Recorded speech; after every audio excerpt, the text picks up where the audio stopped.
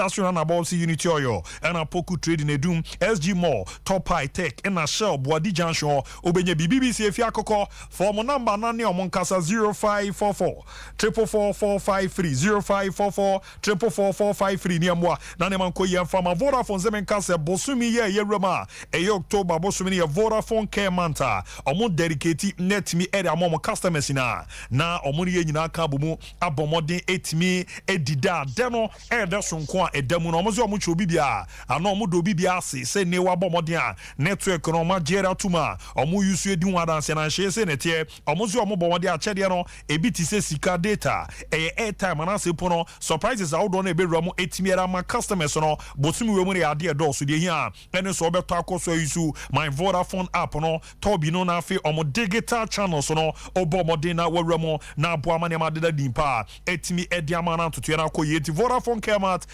#team service #live digital Vodafone further together na aboana shishana dadiera ma great must be enterprise semenka emfancho zesene obomodin na Chinese trucks outdona ne spare parts no wabomodin etimi akwako rama mano ne akwako tobi no eye kana abebo omo de dudu na aba be ramo Ghana ha ebwana shishera koyepa etimiera mountain nese netie your whole sino tracks no and afi Shackman ne de kaka wono enjoy your na pe whole brake drum no and answer springs no surpresa bar V bar whole headlight no Shackman H3000 headlight no na afi tail list no Shackman R3000 headlight no area ba nyaba be ramo ebwana shishe no adadiera makuma se swami macro all seat kwesi upon SHS no obenya no 0242 633 091 0242 633 091 and 0206 404 088 0206 404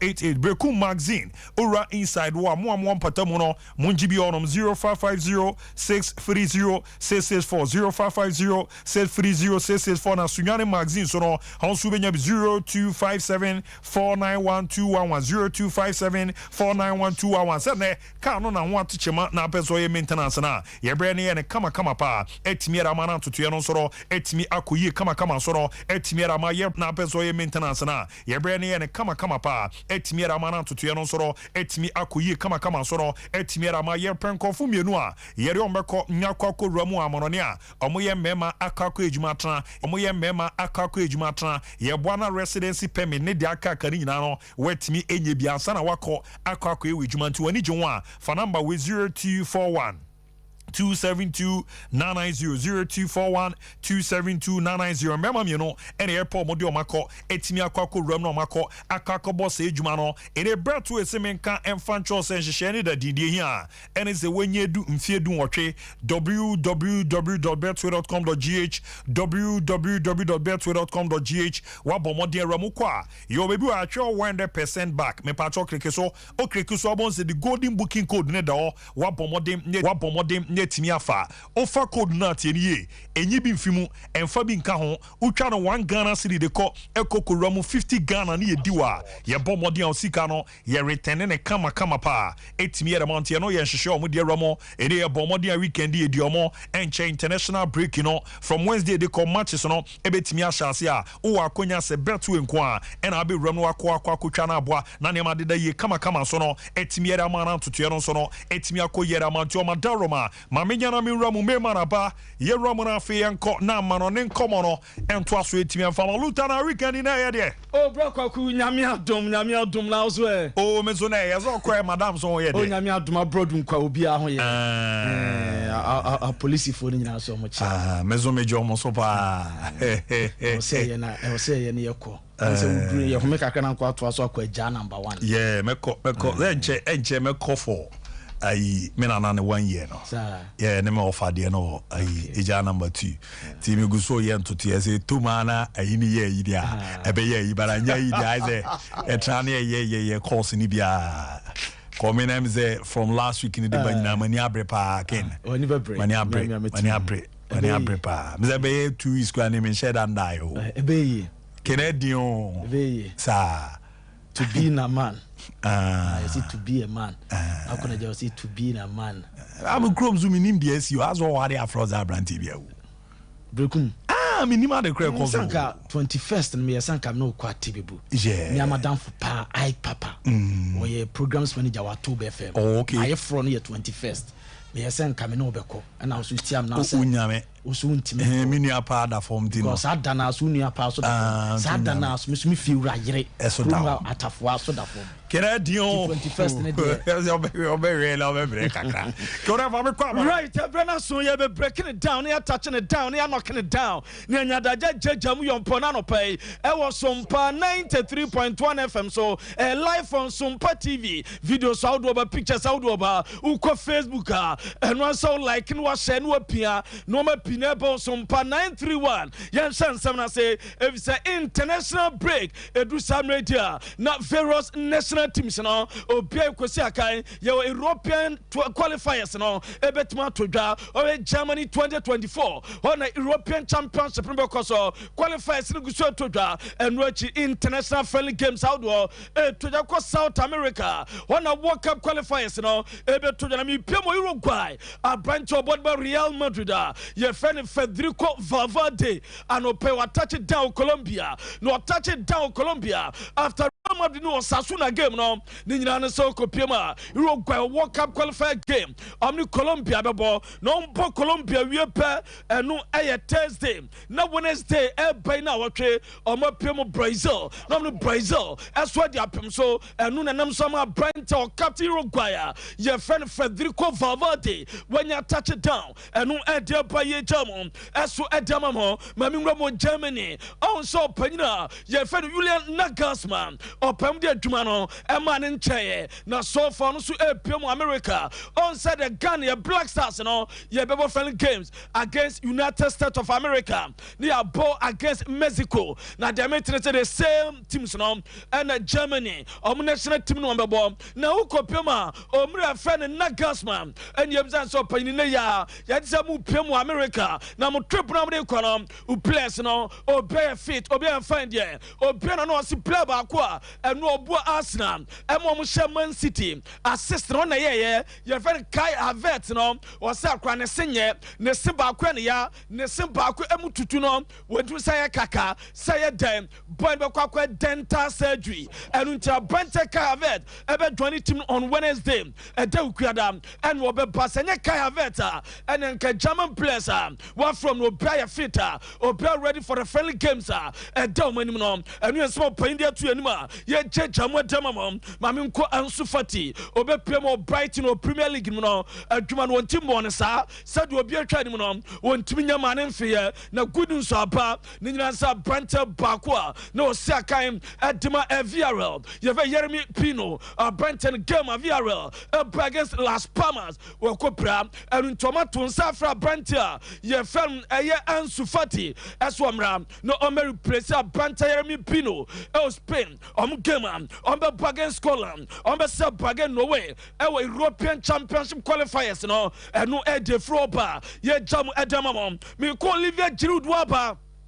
na opem Olivier Giroud on sub boy no say they dress in the hotel na opem France bebo Netherlands on bebo Scotland and European Championship games international breakaway France bebo na opem babia France national team omukom company Clairefontaine wa and Olivier Giroud and opera the first player ye collapse no when they can touch it down Clairefontaine and we run out corner shadows no also Pima Milan game no Edward Kokwe goalkeeper man opay you don't say Piba betu ene a brand way the crucial save obi na no wade the spectacle no asinani and a Brent Olivier Giroud at my touch it down or Boba game on against Netherlands and on me friend Scotland no at my total I mean Pemo David Alaba Oko Pemo ball at Mayan your friend Austria now Austria will game on against Belgium on the Belgium we are no more Azerbaijan European qualifiers no ono so ni plan wontimi ntono Demete ese David Alaba went to enter Austria omo national team nkobo adwuma aso emfama wo mo eno ede ba no pai me jama breaking it down attaching it down and knocking it down aso edema ma me nwra mo si Ronaldo ni team a wa sha se ball Portugal ye friend Sporting CP opema omo stadium ye ready Jose Avalad stadium no omo gate number 7 omo de ato AC Ronaldo entisa gate number 7 ye friend Ronaldo's gate edian Edison where special tribute on the Mamisunku Malewa Ronaldo where a proposal from Sporting Lisbon and a Sporting CP or more board of directors almost an iconic jersey number now Watashe a jersey number 7 baby Kobianosha or Reverend C Ronaldo Misunku Malewa says Swabe part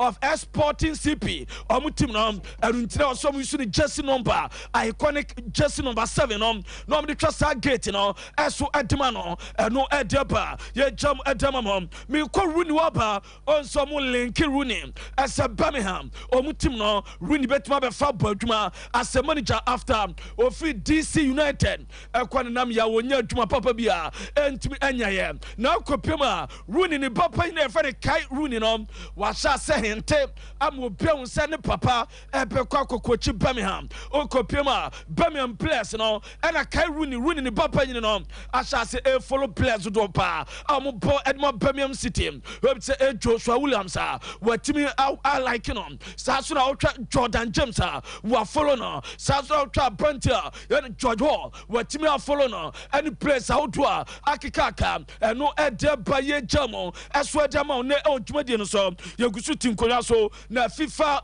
president your friend Jenny Infantino Ubeka said last week more and obe breaking it down at my FIFA World Cup to the 2030 I say 3 continents 6 countries and be hosting so Primo South America Europe man your friend Argentina or my friend Uruguay and more ebetime host to be I'm a no matma come and a former FIFA boss your friend Sepp Blatter I didn't say to you said the Jenny Infantino and an administration here on my idea Ninian FIFA World Cup on person Motetesano at there 2030 World Cup Sebleta as the first edition of the World Cup 1930 at also South America Uruguay moment host to year and my Uruguay as I edges swamana swam na here as a Beba Portugal Spain Morocco bia now was set 2030 the Anna South America na a bus centenary na omatuma dam a biaso ya kama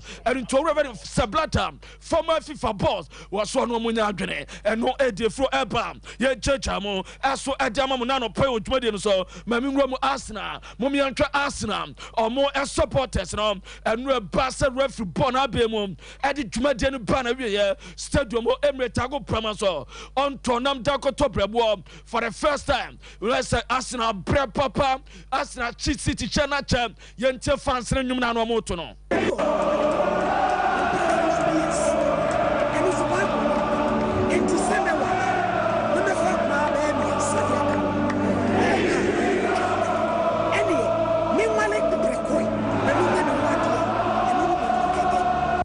no Arsenal and game no panavia after 90 minutes Mikel Arteta mas na team na ya kwano senchina so ya Arsenal supporter wona na team yo de we ya Arsenal supporter na no manyina debi keke monfa Ghana ya musician na ye fani kidi no monfa no biaso nura ohun se Arsenal be win game no enu akidi ekopemo Emirates Stadium ekotwe Arsenal and Man City game bi na adaje ni so ultra enra abrana chasa Kudus and Stonebwoy pemo Lending Stadium akwakwe Muhammad Kudus ama bia kama na Kudus shego na all celebrate na Kudus win game na so bomani team atima about draw na no ma kwedimam no na Stonebwoy ni Kudus yes celebration amani ya kama na kidi asu ewram asu Emirates Stadium ama bia ka we Kudus ene Stonebwoy no Lending Stadium abra o timbo West Ham United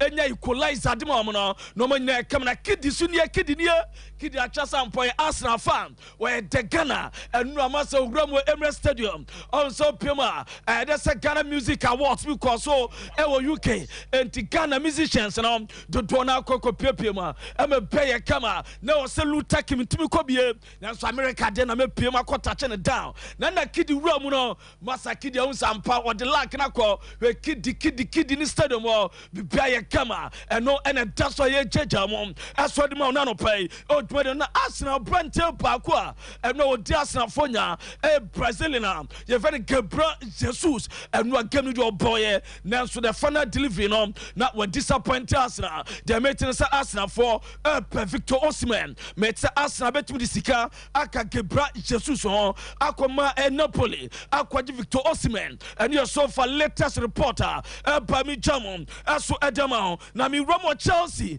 was a Brazilian defender you find Thiago Silva or run a Juma Wabanum, some and Saudi Arabian clubs, the Tona Banho, as so many Anomope, Bonnie Chat and priority, as so Betnas Chelsea, brought Juma Damomo, and Tidamente, as a Chelsea, as our contract talks are, only Thiago Silva, as shall say Dinkomo, on permanent contract extension, Aquasi 2025, and no Edeba, yet Jamu on Podiamamo, and Nano Peo Tumadian so, Miramo Manchester United, Jadin Central, a yet there, Ombejano Kawa Winternom, the United Forces Central Qua, Amu Ramo Juventus, Aqua Brantia, Federico Chiesa, no Mutinapa, Ombetin 60 million euros, Aqua Matima, Juventus, no Mutia Branta Federico Chiesa, Omdinapa, no have a board Manchester United Bobo Kuna, or Mojidemapa, Asoba, a bear compensation at the Manchester United Bobo Kuna, said Jadin Central out, Federico Chiesa in, and no idea Dao, na Garinavo, was in the Rex de Allah, what can a cinema time Cassia, I said to Manchester United, I feel Premier League, top 5, United for Power Sabet Moram, one Yini Sabet Massinian Sama, Wakaka Unto Sitima, if United entering room top 5. Who's the good guys and who the bad guys are. You end up calling the ones who've been there a long time, and they've got some good lads who've come in and been bought into the club. They've got some good lads who've come through the ranks. The big question mark always is at the moment the stability that running's right through the club, and it's not there. And I don't think Manchester United will finish in the top 5 this season. I just don't. I think they're way off it, and I'm surprised because 7 or 8 weeks ago I had them 3rd. And we are Gary Neville, no, a Jumani Dodman so not dug out in Coachia, Master Bre Papa, now one fan no any analysis in India, or Benny Kama Daman was Manchester United. I feel bad, yeah, and it is a Motiama, Equin Kunya, the Czech Professor for, and yes, our Padia, say United team top 5, Premier League season in Panavia, on Betwell Rum the Ensita, and what was Arsenal, say Archman City, I saw Padia, season of Sena Bakodia Arsenal. Thought that they were second best to City, and I was imagining some sort of post-treble hangover for City. What's that cause for Manchester City this season? You've done everything. You've achieved utopia in footballing terms, winning the 3 biggest trophies. And then you've got to find what's the reason to go again. What is that reason to go and prove yourselves again? And of course, they're proud players. They've got great quality, but you just Arsenal so omuo in good shape, omuo great quality. Na say no Man City omotima shom no bema Arsenal hopes na kwasoro ese Premier League no ombetimi age na oso omuje enu yansam ode to dam ko Pep Guardiola ho na Man City team na say Rodri di red card wo mo bi amfama Man City na me antwa records statistics Man City with Rodri, Man City without Rodri say na tie o joining Sompa on Facebook and as Sompa TV, Man City with Rodri, Omabo 182 games, our Premier League, and a Champions League, 182 games, Oma winning 135, Oma draw 24, Oma lose 23, win rate near 73.6%. Man City ball, Nasa Rodri Amobia, Omabo 44 games, our Champions League Premier League, Oma winning 28, Oma lose 6, Oma draw 6, and Oma lose 10, win rate near 60%. 99.7% ɛno ɛde do ɛde ma mo na Pep Guardiola ɛne ɛtete bi sɛ Juventus team no ɛne ne di nkɔmmɔ kora sɛ mmerɛ bi ankɔmmɔ nya no mo pɛ na so ɛyɛ no korɛ ɛsɛ Juve ɛne wɔdi nkɔmmɔ mmerɛ bi pɛn ɛsɛ mo pɛ wɔ se they never tried that ɛno yɛ nsɛm a Pep Guardiola ɛto dwa ne bi sɛ na Allegri ɔgye di sɛ adwuma Max Allegri no wɔ se hwɛ Allegri manager bi a ne tactics yɛ adwuma wɔyɛ manager bi a ɔmpɛ nkugo gya bia no ɔpɛ so wɔ wini ɔno Pep Guardiola ɔno kora pɛ sɛ yɛ na times wɔta wia owura Max Allegri ne tactics kakra ɛno yɛ nsɛm wɔde to dwa yɛde ɛma mo ɛna no pɛi ɛso dwumadie no so yɛgu so ti nkonnwa so yɛwura mo Rodri family no ɛwɔ Real Madrid se boy no remain calm ɛnyɛ de sɛ boy no na bama buo wɔhwɛ Rodri wɔ Real Madrid a goal drought atiasi no so ɔhyɛ goal akyɛ ɛna opem na busuafo no se boy no confidence ɛsɛ ɔbɛ bounce back ama no makɔ adama no na wura mo Real Madrid president a yɛ friend Florentino Perez wɔta akɔnɛ to ɔmpɛ so bɔ Rodri wɔ ɛyɛ bench na sɛ ɔhwɛ Rodrigo no na ɔmpɛ so bɔ Rodrigo bench ɛsɛ Rodrigo ɛwɔ bench a ɔgam ɔmɔ bi ɔsɔ pɛ sɛ boy no transform be one of the best players was so also confidence boy no paper back and no Edema Vinicius Junior the contract renewal no already was signed ama enche official announcement in baba last week more and no very Vinicius Junior contract no mum na internal timing and to man for announcement na ma jamete so be very soon Vinicius Junior announcement no bet me aba release clause €1 billion and no mudia shame na Vinicius Junior was so a fan of Jude Bellingham. Jude Damujata, hey Jude, Adaya, Uko Pima was say, boy no or Bompaye, and so between now book came up to get Ache, was Bellingham was born to play for Real Madrid. Hope we play together for many years. We are all very happy to have him as a teammate. And we have Vinicius Junior, no. Now, and watching Uko Pima Real Madrid, some place way, came against Sevilla on the 21st October, a Saturday. Be train for the bus for 2 days per and sana game net so and you Vinicius Junior, Rodrigo, Valverde and a Rudiger on so Pema almost Brazil and Uruguay game no e beto da Wednesday and no Vinicius Junior, Rodrigo, Valverde Wednesday no Pomuvia and so travel be PM aso ewo Madrid and watch Mexico aso game ebe ball against Germany no Thursday Omuvia and sana Rudiger beba wetmempa and no the tower ya de amamo aso ewo dwumadi no so na opema yamfa ntumane ese Inter Miami on boss e friend Tata Martino was one wonim onya we ese nkrofo kase Barcelona e perform Messi loan on December was ansam on TV wonim pa bi efura eno so eba na no chi no me famfam am se Jude Bellingham on set Madrid fans bi e de banner bi ekosen ba bi wakofo sa banner na ko post no on IG page eno no ma ye Viva la Madrid kill Tapario. Ninyana say, long live to the mother who gave birth to you, Jude. And na Omatron Sano and Wakofako Postu and no Diego Simone who ran Atletico Madrid. Also after about 12 years, what Matretimon at my coach Ayadumano was a verbal wajatum as Obeguswaya Duma at the new contract or Saber side of Atletico Madrid. I'm a Biaso fine as so at the Amawomo and no at the Dawa yet the Amamna Kwakumidin Samisi. Never Jude Bellingham after so a train on the Bayern Munich team now unsigned and Jerome Boateng year training with a team your friend Bamunchin fan after a trial a free agent one so both team for 10 years from 2011 to 2021 now Ofron or Kwanam Leona and upon Germany Bayern Munich team a second team a training and no a defro eba yet and anope a brand nyaso yenyaso somehow to your Bob and anope a would median so a breaking it down attaching it down knocking it down jamuno young fancy ewa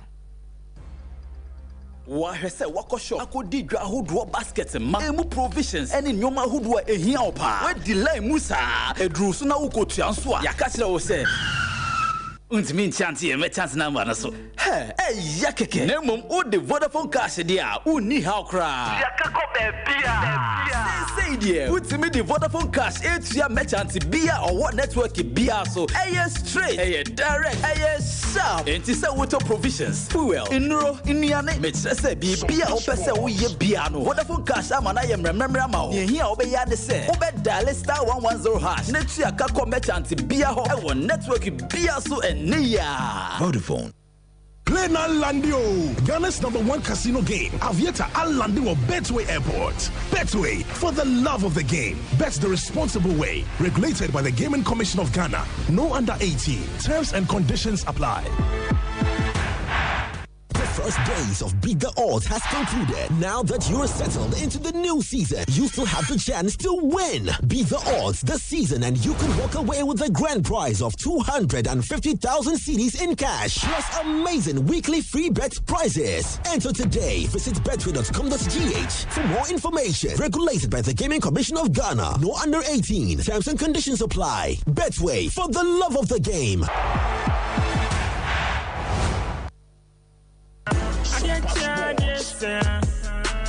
The eagerly anticipated Pick One game has arrived with a bang. Choose your favorite number from 1 to 36. Stake and get ready for the excitement as we unveil the lucky number. Prepare yourself to unleash even more moolah by staking from 1 Ghana cedi to 350 cedis and win 26 times your stake on the amazing Pick One game. Play by dialing *946# on all networks. You can also play via our website or download the Game Park app on www.gameparkgames.com. Watch our live draws on Adom TV at 9 a.m., 12 p.m. and 6 p.m. daily. Game Park, more moolah, more power. This game is regulated by the National Lottery Authority, not for persons under 18 years. Play responsibly.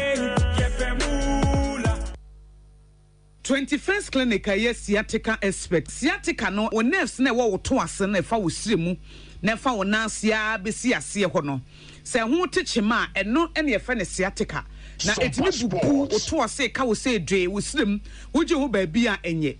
Na no na 21st Clinic ba ye adwuma pa wo mu ye ntia baso bo ma je no Ghana ha ene amono ne enya asem ketewa.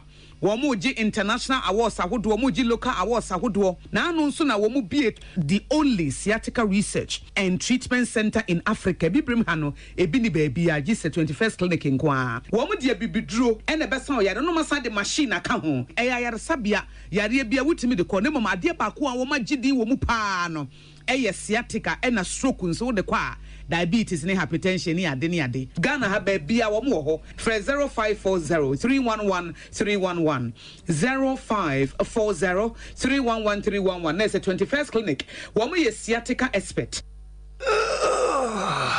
Bra na minya Royal Foam mattress no. O how bebre na me komu. Medam panosweni na atom. Na mechi kase so na me honam nyina ya me ya. Na de kume kra ne se. Ja no mo so beda aso ape. Na waja me. Na minya Royal Foam mattress no. Pa kwesi da aso ape. E na oje me ho ade. Congratulations dear me fa no kwa. Asedan koma Royal Foam. Quality mattress papa fi. Oje aware Royal Foam. Nani relaxation ayede awoto so a wunya wo mu ne se Royal Foam mattress eye papa eche yie eye quilted mattress inti woda so a ama wona ye foam se woto mattress free Royal Foam a teche wo free pillows. Royal Foam aje abasobode e wo 12 Ghana Business and Financial Excellence Awards no mu yet on quality duvets, curtains, beds, ne carpentry foams ahodo nyina bi hwehwe yen wo Royal Foam showrooms any sales depots ewo Ghana fananyina free 020-227-1000. Royal Foam, rest assured. Alright, your mom dina yetimia twaso na Michael komia Jemfi ano mon friend Shasi but quick one on birthday special ya mobo swana ye kwe nimni ehwe sere niama isieti di kwagu ma ne call special one and call intimi emfa emma kofi eni ene da jobe geze nyame enhia papa na omwa na niama de da ye kama so no intimi emfa emma ntime pacho bu fa cheme rich mom di rich special one on kwa emfa ma papa na nyame Nyamisha na yoda no Nyamanku ye so intimi and farmer so special on Remo and farmer rich here ready other ones no young bobo so special and confirm Constance or hine walabi and ni urwani chema Christian Labi our party of Sian Quen farmer Constance happy birthday and Remo intimi and farmer Nyamisha papa nanema and so intimi and daddy binko and farmer Deborah Opoku Boache na nana jumo ewo UK no Sian Quen farmer Debbie so Debbie and I order Nyamisha papa na omwa na wakoma so ade no emra mu kama so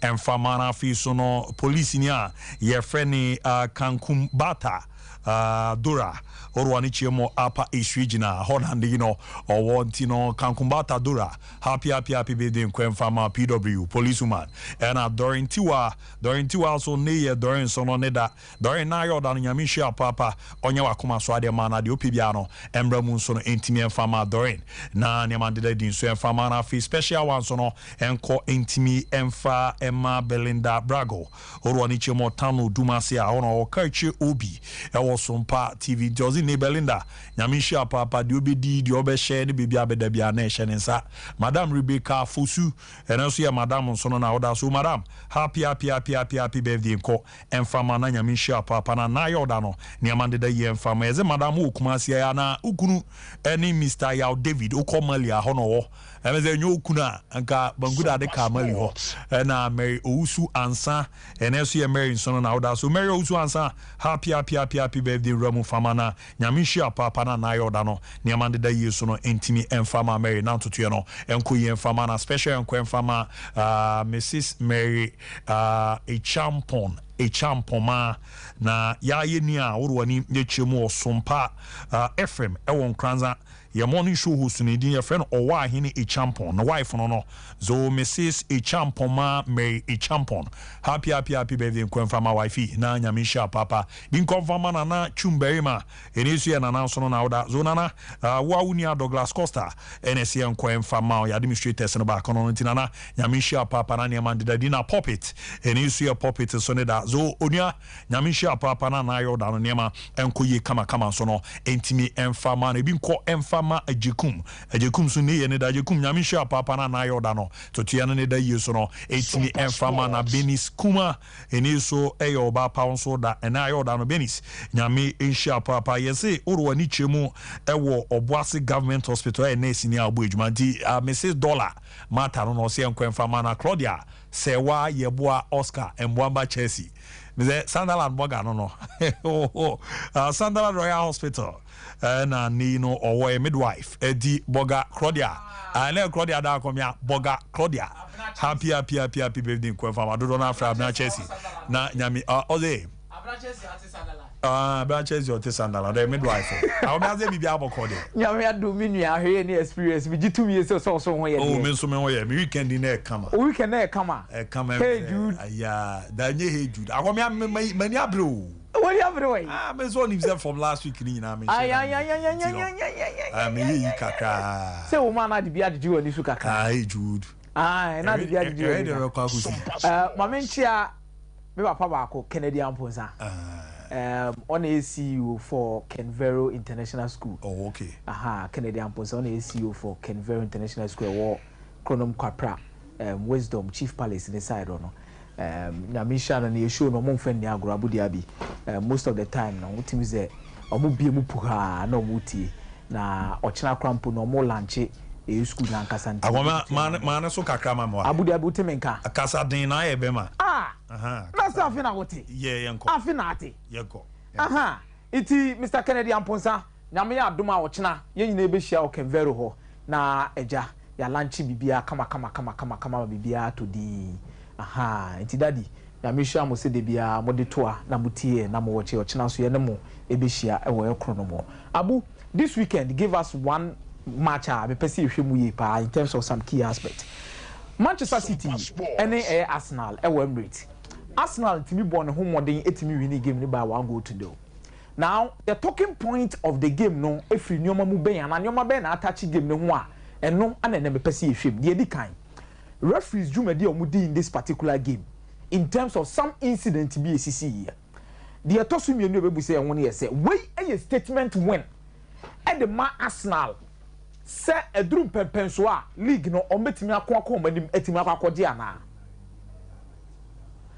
anasa de etoso mienu emiensa Ellen Haaland amanfo di tumiye say Kevin De Bruyne anyone na ontimi nhye goals no eno ene ha Manchester City so muntimi nya results na Abu, even if you are supposed to move on this particular context, this happened in April 2012. It was against Manchester City. Arteta should go on the 86th minute Edema Arsenal winning 1-0 over Manchester City. Yes. Fast forward 2023, Gabriel Martinelli should go in the 85th minute 57 seconds, approximately 86 minutes. Emma Arsenal in a victory.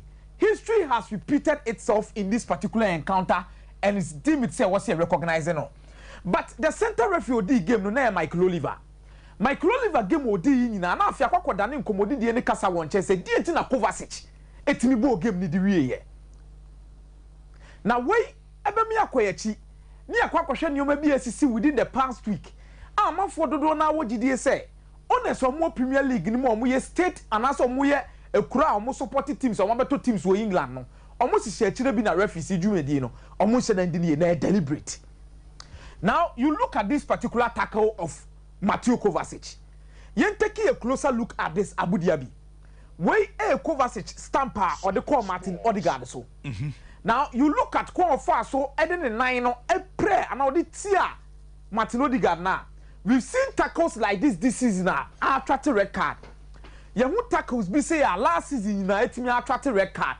So these are tackles at the end of the day no. It is not supposed to be a yellow card, but a foul play and action needs to be taken in a long run. Said the baby boy, I'm a Premier League integrity or more can one seminal etimia tumpon. Kovacic survived this. Now we say Kovacic survived where ya. Another tackle be a so course to be no need Declan Rice. She be a Kovacic 9 no sasugo be. So on two separate occasions where each of them should attract whenever is the first one no over Odegaard. And yet Bibi also to me man a red card, one man a yellow. Now he goes in with the same tackle on Declan Rice, and then also so no young man a yellow card, young man a and your man to a game so. So the credibility of the Premier League is under questions. And Abu Dhabi, you look at the whole of these tackles from this particular point of view, and you fully understand. Say these were nasty tackles. Emir Sir City Ankasani Sheikh Mansour, or no on a deputy prime minister or UAE. Now, Deputy Prime Minister of UAE, the UAE Football Association, Ababeshia Ferran Soriano. And in a dinkom was a Ferran Soriano and a City Football Group, no munina penny. Now, Metina Sino no modi dinkom, say, Omu Peso Munu Kwa City Musubefa Sombe Boaomo. Let's not forget, sir, Omu League no Mobono, Abu Dhabi before, and a sponsor league, and some oil company, the National Oil Company, no, Omu, Edmuntintimai in terms of league no Mobo UAE, in terms of their sponsorship. Yeah. Now, Emir say last week during England, on an ever assistant VAR na meboa. Yes. Ye di game na Liverpool, and what chile na ye kwaji go bi na wo se gina ye jene offside no. During England, ye associate say some time ago ya no. Oko UAE ekodi game bi as penny or VAR room ho e di ni dwumadi.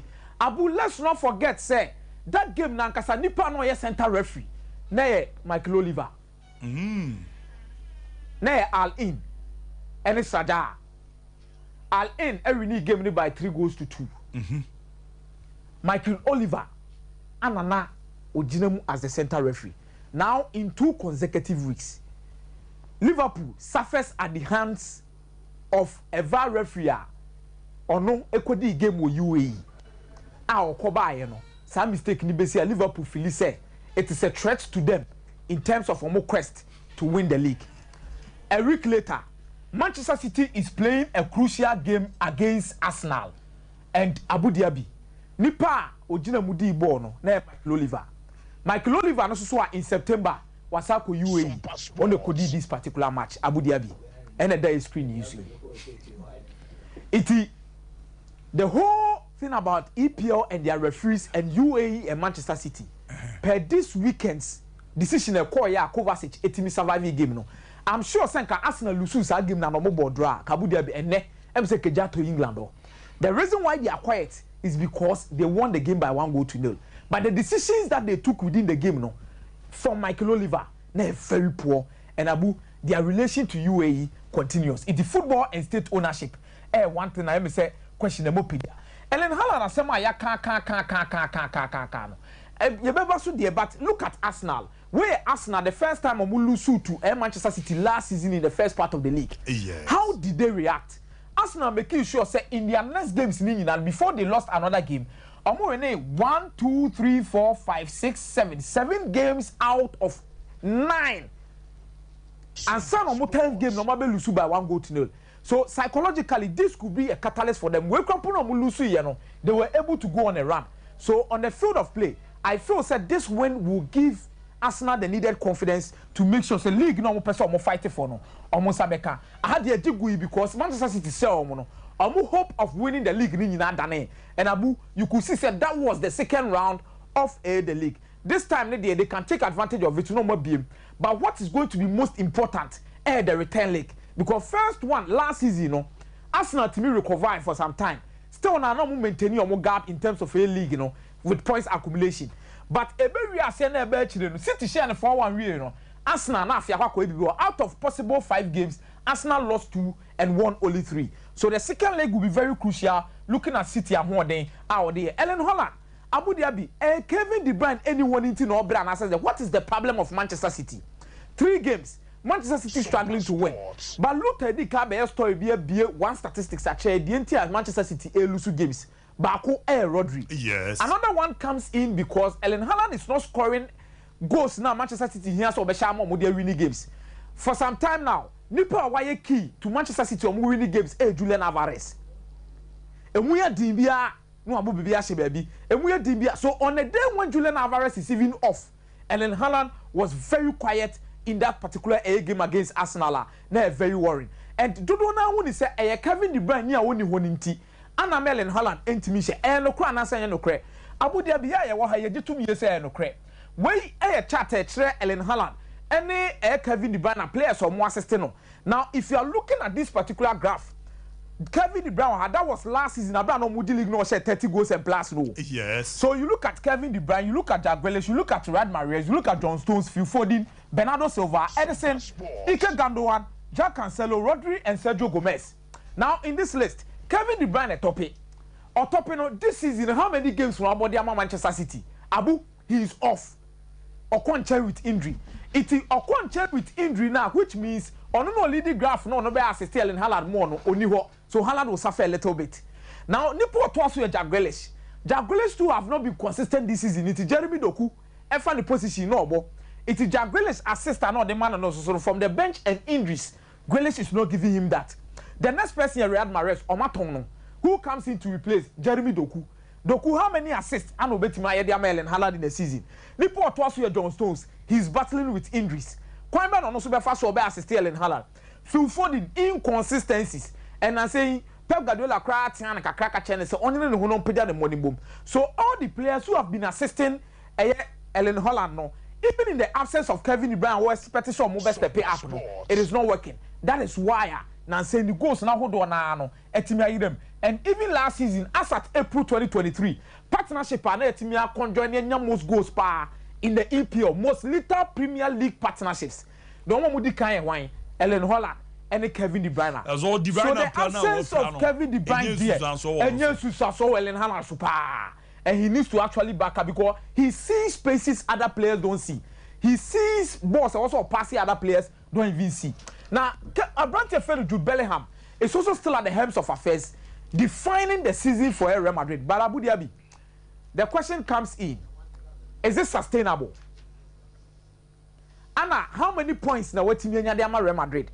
I want them to say their records. You bet me account will be here. What team equal record and equal Cristiano Ronaldo? First 10 games for Real Madrid. First 10 goals. Yeah. But you only track Cristiano Ronaldo in terms of assist. Ronaldo first 10 games no or 1 assist. Jude Bellingham 3. But goals no say goals be on mobisha because the goals where they goals who and 4 points be amba goals they soon in fast. And no Cristiano Jude Bellingham goals no fan for Real Madrid ana. Abu Sia share these particular numbers are 10 goals, 3 assists, 10 games, 7 man of the match awards, 5 in La Liga, 2 in UCL, La Liga player of the month in August, Real Madrid player of the month in August, Real Madrid player of the month in September. Now, way and a better say Jude Bellingham, the goals no and so on for so and soon for so. Abu, way La Liga. La Liga, and the first game of boy, and on say, I did a go so on for so I said, Nipan on the share first goal, and on the share winning goal. And you go at tie extend say I should train on Abeshaba Kwaka 4 and on chance win a deciding game no. First goals and last goals are very crucial in terms of who deciding games, dependent on how the game is. Now, on game against Atletico de Bilbao, Jude Bellingham and you on the share first goal. So in terms of the impact on that particular game, no, Abu Yabet Maka Senyon had 3 points in the Real Madrid. Because the first goal was very crucial in that game. On no extending lead, you know. Now you come to the second game, which was against UD Ameria. Oshe 2 goals, 1 assist. Jude Bellingham the share first goal. And also I assist on once I share last goal. So and no Kwano Real Madrid 3 points. Then you look at Celta Vigo, Real Madrid winning 1 goal to 0 pe. When they share Jude Bellingham. Yes. I have 6 points. Against Getafe, on the share winning goal na brother game near 1-1. And no can one say 9 points na Jude Bellingham the Real Madrid. Against Sociedad, 1 share goal. Against Atletico de Madrid, 1 share goal. Against UD Las Palmas, not bench, 1 more game to be. Against Girona, Oye goal, assist on the share the first goal of the game. Yes. And also assist. It's crucial 12 points. And on the more. Then you come to Sasuna, first 2 goals, 1 share. Jude Bellingham. That means Jude Bellingham a team accumulated 15 solid points and the Real Madrid. Wow. It is and your goals keke. Yes. Real Madrid were 24 points. Jude Bellingham won 15 points. It is Makano. You see, Jude Bellingham's impact within this setup no. And where Champions League camp against Union Berlin, on one share 1 goal. Yeah. 3. Against Napoli, on share first goal. Yes. So you see also. And also I'm assist Krampus Asuka. You see also. So Jude Bellingham is carrying Real Madrid. And Abu Obibaka say, is this sustainable? The entire Becca say sustainable and I say sustainable in Real Madrid last season no more top scorer and Karim Benzema. Yeah. Out of 43 games, she 31 goals. The next goal scorer was Vinicius Junior. She 23 goals. Rodrigo she 19. Valverde she 12. Militao she 7 goals. Marco Asensio with injury she 12. This season, Jude Bellingham has with 10. A best sustaining and answer Real Madrid bet him a correct performance out of him and son faswa. And what's a Vinicius Shas here day? And also a Rodrigo Shas here day. Eshe Militao the injury in chain. Valverde form no they share last season as no. And you know they twice this season. I don't know if he goes to the number born and you're Bopa. Sir, you are playing. He's playing so well. He's playing so well. But Jude Bellingham won 20 million in Angosi. The highest goal scoring tallier Jude Bellingham in his career was 14 goals. Borussia Dortmund last season. Mate, my come from now young queen. I'm on Game Park. I'll limit the countries that they pick one number. A simple number near 1 to 36. Uhim now feel lucky number. Ujiri se bebono wa peke. Uchara 1 Ghana city the Kukuru 350 Ghana cities are. Double no times 26 and it's me amount to be disikapa the Game Park a game no yes in the emwaye the answer when you do feed okay enely ajomo ediomo tumo ukita phone network bia UCB star 946 star 946 waramo wabomodi akwa che number ope ana www.gameparkgames.com www.gameparkgames.com draw no amutwine mpem say live on Adum TV anopa no 9 o'clock am we 12 na nwume no 6 p.m. Muna so no opejete mula wabomodina wajene wo migina bibia aboko de weekend is na yeah it was a good weekend Fabiru Mukakre anyway and before Semeshas I think there was a good weekend for Sompa Sports Bishop I no kra na me is come ba be yi video no when your video la na ene ye yi na nkofo akwaje awodo New York over the week New York all kinds of New York. New York. David. New York. David. New York. Makofoti kaka. So, yeah, of course, it's a 3G media group. Yeah. I'm organize the awards. Na a proud member of some passports. Collins Atapoku Bishop. And no nominees for Sports Journalist of the Year. Yeah. Na we be an S24 ne dodwani na aji atum se ono ne se fata se afena a year in retrospective or more consider awards no ono ne say omode emano so he won the Sports Journalist of the Year. Oh, New York. It is all New York. Yeah, in New York. Ah, okay. Yes, I say I be afena de babechen Enti obehwe no monitor kakra no aye. So we are congratulating him. And the young cats also here party yourself on the shoulders. Yeah. See it me abo my baby say so it me about. Mami take a credit. Exactly. Okay, pose for the cameras. All the way from Ghana. From Ghana. Let's give it up one more time for Atapoku. You have a word or two to say? Well, I'd like to thank everybody, especially the organizers of the awards. And then also, I want to throw a challenge to Chrissy here that I've heard all the good things he's doing at the Ghana Tourism Authority. So they didn't start just yesterday. He's a transformational leader and he's showing it at the Tourism Authority. Unfortunately, our senior national team, the Black Stars, which is a management committee member, isn't getting that transformation. So Chrissy, we are coming to the World Cup in the US, but before we come, make sure the development is felt on the ground, and then you are leaving coming to us. Thank you very much. Let's give it.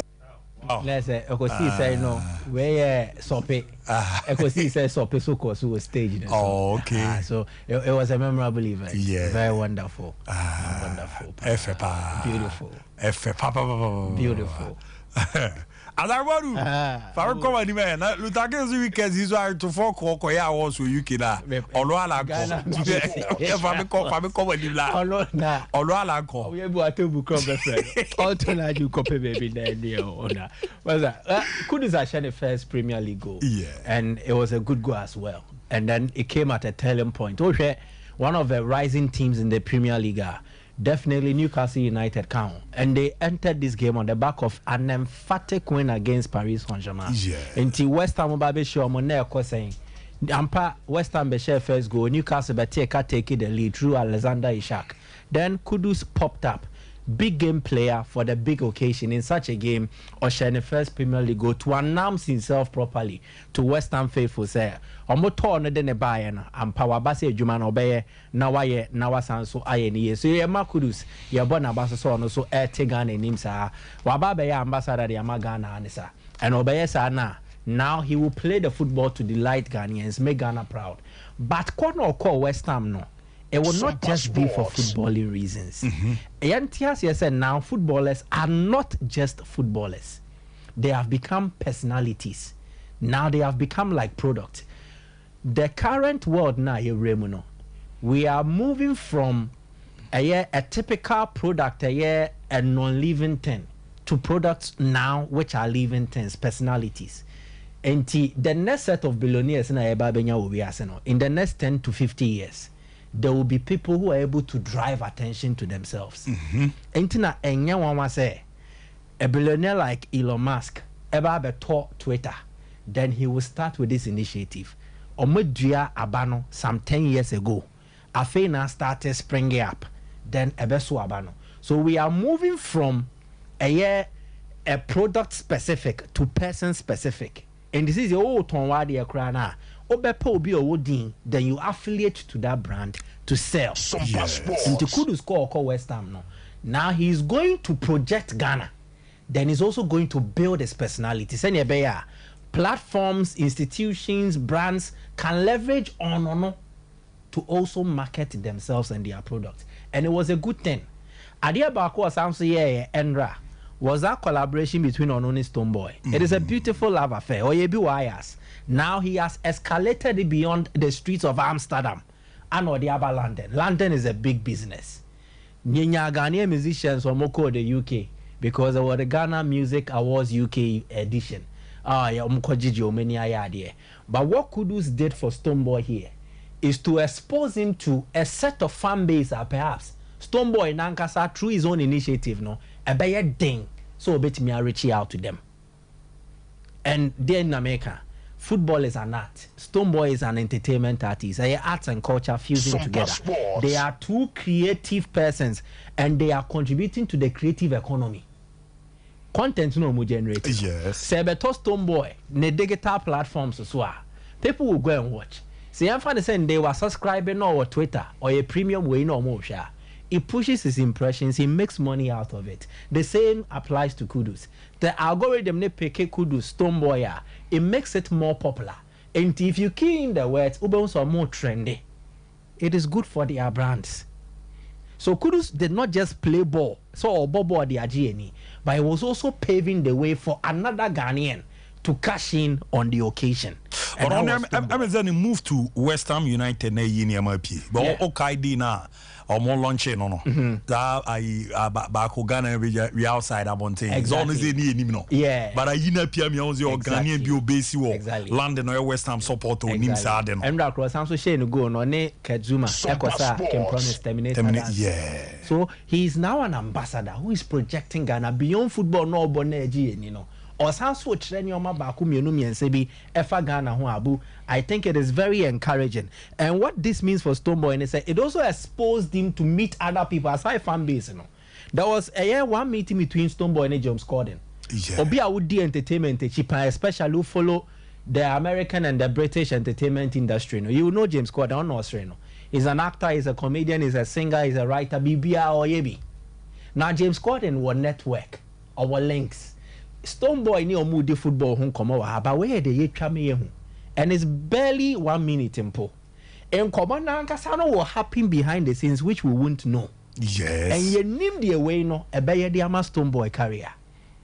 So Kudus is doing a marvelous job. And then they be an empire say players ni nya clubs akese more because when they are doing that they are not just helping themselves and their families, but also people or persons related to them are almost bet me a cash in. Now, we saw a similar thing of Kiddy. And also called Arsenal Emirates Stadium. Over here, Arsenal and Manchester City. And I think it's very encouraging. Young boy umpire say artists no bet me a leverage on this to market themselves. Stonebwoy Kobo concert to UK. Yes. This month, yeah. Almost the flyer and it was what. Obebo Thursday, October 26th, for Manchester Canvas. We are no about a Birmingham O2 Academy, number 2 Omo Hall no, and also Friday. Then not Sunday no about London Electric Brixton no about be there wire way no. It will get him some kind of follow. We walk around no teeny thing on him no, and let's not kid ourselves. And you're more approaching the Omo do one follow their course. Dabi. So now he is able to get some kind of attention, and that attention will help his turn or kwakwaye. So it is brilliant. And yambo mabaso so much my baby sir. Away from that, now yamko Italy for a dramatic power.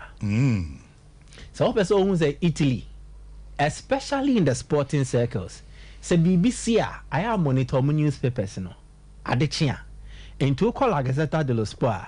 Anka Bibi Boni BNC and Napoli abo game no elusu anka nyere. Milan Muno Morini. But La Gazzetta dello Sport reserves a special place at the top. On the front page at the Ama Napoli. And what El Napoli si perso. There's a Napoli is lost or Mayra. Now they don't even know themselves. And Omuti Nanan Komobo or Maradona and body or Mabasono. Omulusu to Fiorentina. They were booed off the pitch by Omankaso Omo fans. DNTR, Nyomen Koye. There is a portion for Simone Inzaghi. There is a portion for Massimo Allegri. Christian Pulisic is still show no because of Niwina no Nyama Milan. But Napoli then na me focus on. Oko Corriere dello Sport wa the same thing. Corriere dello Sport say Violati. There's a violator. Napoli ni abeguno. Oma beguna there. There's a Rudy Garcia no who so. And then the Maradona are booing their own team. Osimhen didn't say Guniti, Anna Nico Gonzalez, and so any Achia, or share third goal no, or celebrity. Ebane said now Babedru say, managing success is very, very difficult. It is a so bit mania achievement. Leicester won the league because achieving success no, you were there by design, and you were there by accident. Accident they are not a friend aberration. There's a baku be betray more. Yes, a betray more. So Leicester winning the Premier League was by aberration. Man City winning the Premier League and doing it again, by design. Or Mashadan or my planning. Napoli winning the title last season. It is starting out to look like just something a bit famous. Because of how they've managed the success. The architect, chief architect of the success was Luciano Spalletti. They also sold their best defender, and the best defender in the league, Kim Menjai. Replacing him, no, they brought Nathan. Okay, in Kenya money biasa. But replacing the chief architect with Rudy Garcia, that is where the problem is. Garcia Juma no oyeno. He's not a bad coach. But a Juma na yesi ombeyeno el broneso. Ayana de biani yehwe say nipa we no are you worth it? A bit is a Pep Guardiola. Now catch Pep say he should come and lead the team to win championships because he's cut for that. Rudy Garcia is not cut for that. And the medium table teams, no, he will manage them well. Put together a good squad. They will play beautiful football. Asa. The pressure at Napoli alone, adding. And it's not the first time Fiorentina be winning. Kenya problems. As Spalletti now cause so much. The season that Milan won the league, Fiorentina never share Napoli a killer of a title dreams. So, but share 3-2. That was the same stadium. But this time around, who defended with title? I think Washa say, and Napoli have lost at home 1 to Lazio, a struggling team so far this season, and then 2 to Fiorentina, a team that also wobbled over the Europa League. So it means I was here bizarre questions about the Jumana Rudy Garcia. And yeah, players have fallen out with him. A visible obi. So it means that coach Nejumano now it looks like any safe, sir. The next 10 games will be very crucial. Me, I am making this prediction. Yem afiwe na Rudy Garcia asake no. Uni ma de krontia. The next 10 games Obeshia Milan, Obeshia Atlanta, Obebo Real Madrid, Obebo Inter Milan, Obebo Juventus. 10 games in a done. I can be matches winning. Yeah, these tough matches ne can be. Now in managing these games, so to me Olusu 2 he will go. Because ADL no coach ankasa nko open no na wo Fiorentina. Commission Ninjano, Fiorentina boss Ninjano. ADL has been a fan of Vincenzo Italiano, and truly, so who can Italy coaches no Moses na Joya Adventures or Bobo FFA, Papa no, Vincenzo Italiano, or what Speziano, or the Omobo Napoli, or movie a game no. And na ADL Nantico dressing no catch and say, Ura, and you man not here say no, na me manage you. So that time no wedding kind an appointment away, but when it became clear. Says Spalletti call after Omonji League no. He went to Fiorentina. But Fiorentina Penino enjoy coach na fama. Biggie Mante, my problem. A human dia kwa any dia. Rudy Garcia. Kose. I we are few na penny. Ole down for Luis Enrique. I'm the Ronaldo Le Pam no me tizasem no. Ya nasa. I'm the Ronaldo Le Pam no. Edi abosomra na ye hwani ewram na men kokodin komo bimbra Lucas Travel Consult Macanse Canada, USA, UK, France, Greece, Germany, Netherlands, Australia. Corner kokosia de control yejuma pesika disuano krebeboa age scholarship de amado niska from onne omon kasa. Oni omudin komo omon tutie mu no ye beboa na bebi a wo peso wura bia no watimi akọ ye wie bibia no na wabomode diskana bana wababejo passport no weramo ope passport birth certificate ban certificate ombeboa omana money is 0534 543 210 0534 543 210 Tamagov situ benyomo Ghana zene Oya marketing manager, salesperson, receptionist, administrator, shopper, tenant, house help, and accountant, no. Or from where any amu manabwa, manema did the impede. I'm about to weekend in a. Oh yes. That oko copy a so. Yeah, to. You're confused, but first of all, I mean that meaning Bema at Apokwasi. There's clearly it's an indication of the excellent exploits exhibited. Yeah. Now, as such a lot of young people say, BBA or GDBR, you must make sure you push it very hard. Yeah. But make sure so you're convinced that you know evidence to back it. And we're trying to boast. So no, we don't do that here. And then, Saturday morning, the challenge, bro, attacks, but memma influence. So at the end of the day, said rewards. Emma said, "Be a brow, branding, someone of a cat, and the day, now." I'm out refugee. I say, we be crazy, but for the way you are more mind, or you think that the time you spend in the industry, you want to make a mark, and it's good for aside being part of this team. But for me, I'm looking at journalism as a whole, broadcasting as a whole. So this is a very big stage in the US to be. Yes. To mount such a stage and represent a nation, and very laudable. And young people should learn from this. That is possible, is doable. Nemo suya quite of fast with the do honor. And so for me, I'm very proud of him and kudos to him. And it adds feathers to the quality of work we are doing here. Yeah. So but still the Enyan do baby. We have to do more. Yes. So there's Antia Danyamiasi. You remember if you feel the Munkwa Ena Yatuari Muntu. Oh, Moody Debia. I don't know. Okay, chair for Nashi for me. Started quickly from the big game, of course, was South Africa, the MTN Top 8 final between Mamelodi Sundowns, the Masandawana, and the Buccaneers, Orlando Pirates. Now, before the virus, Mami Mandla Nzikazi, or assistant coach of Pirates, maintain interview. No? But for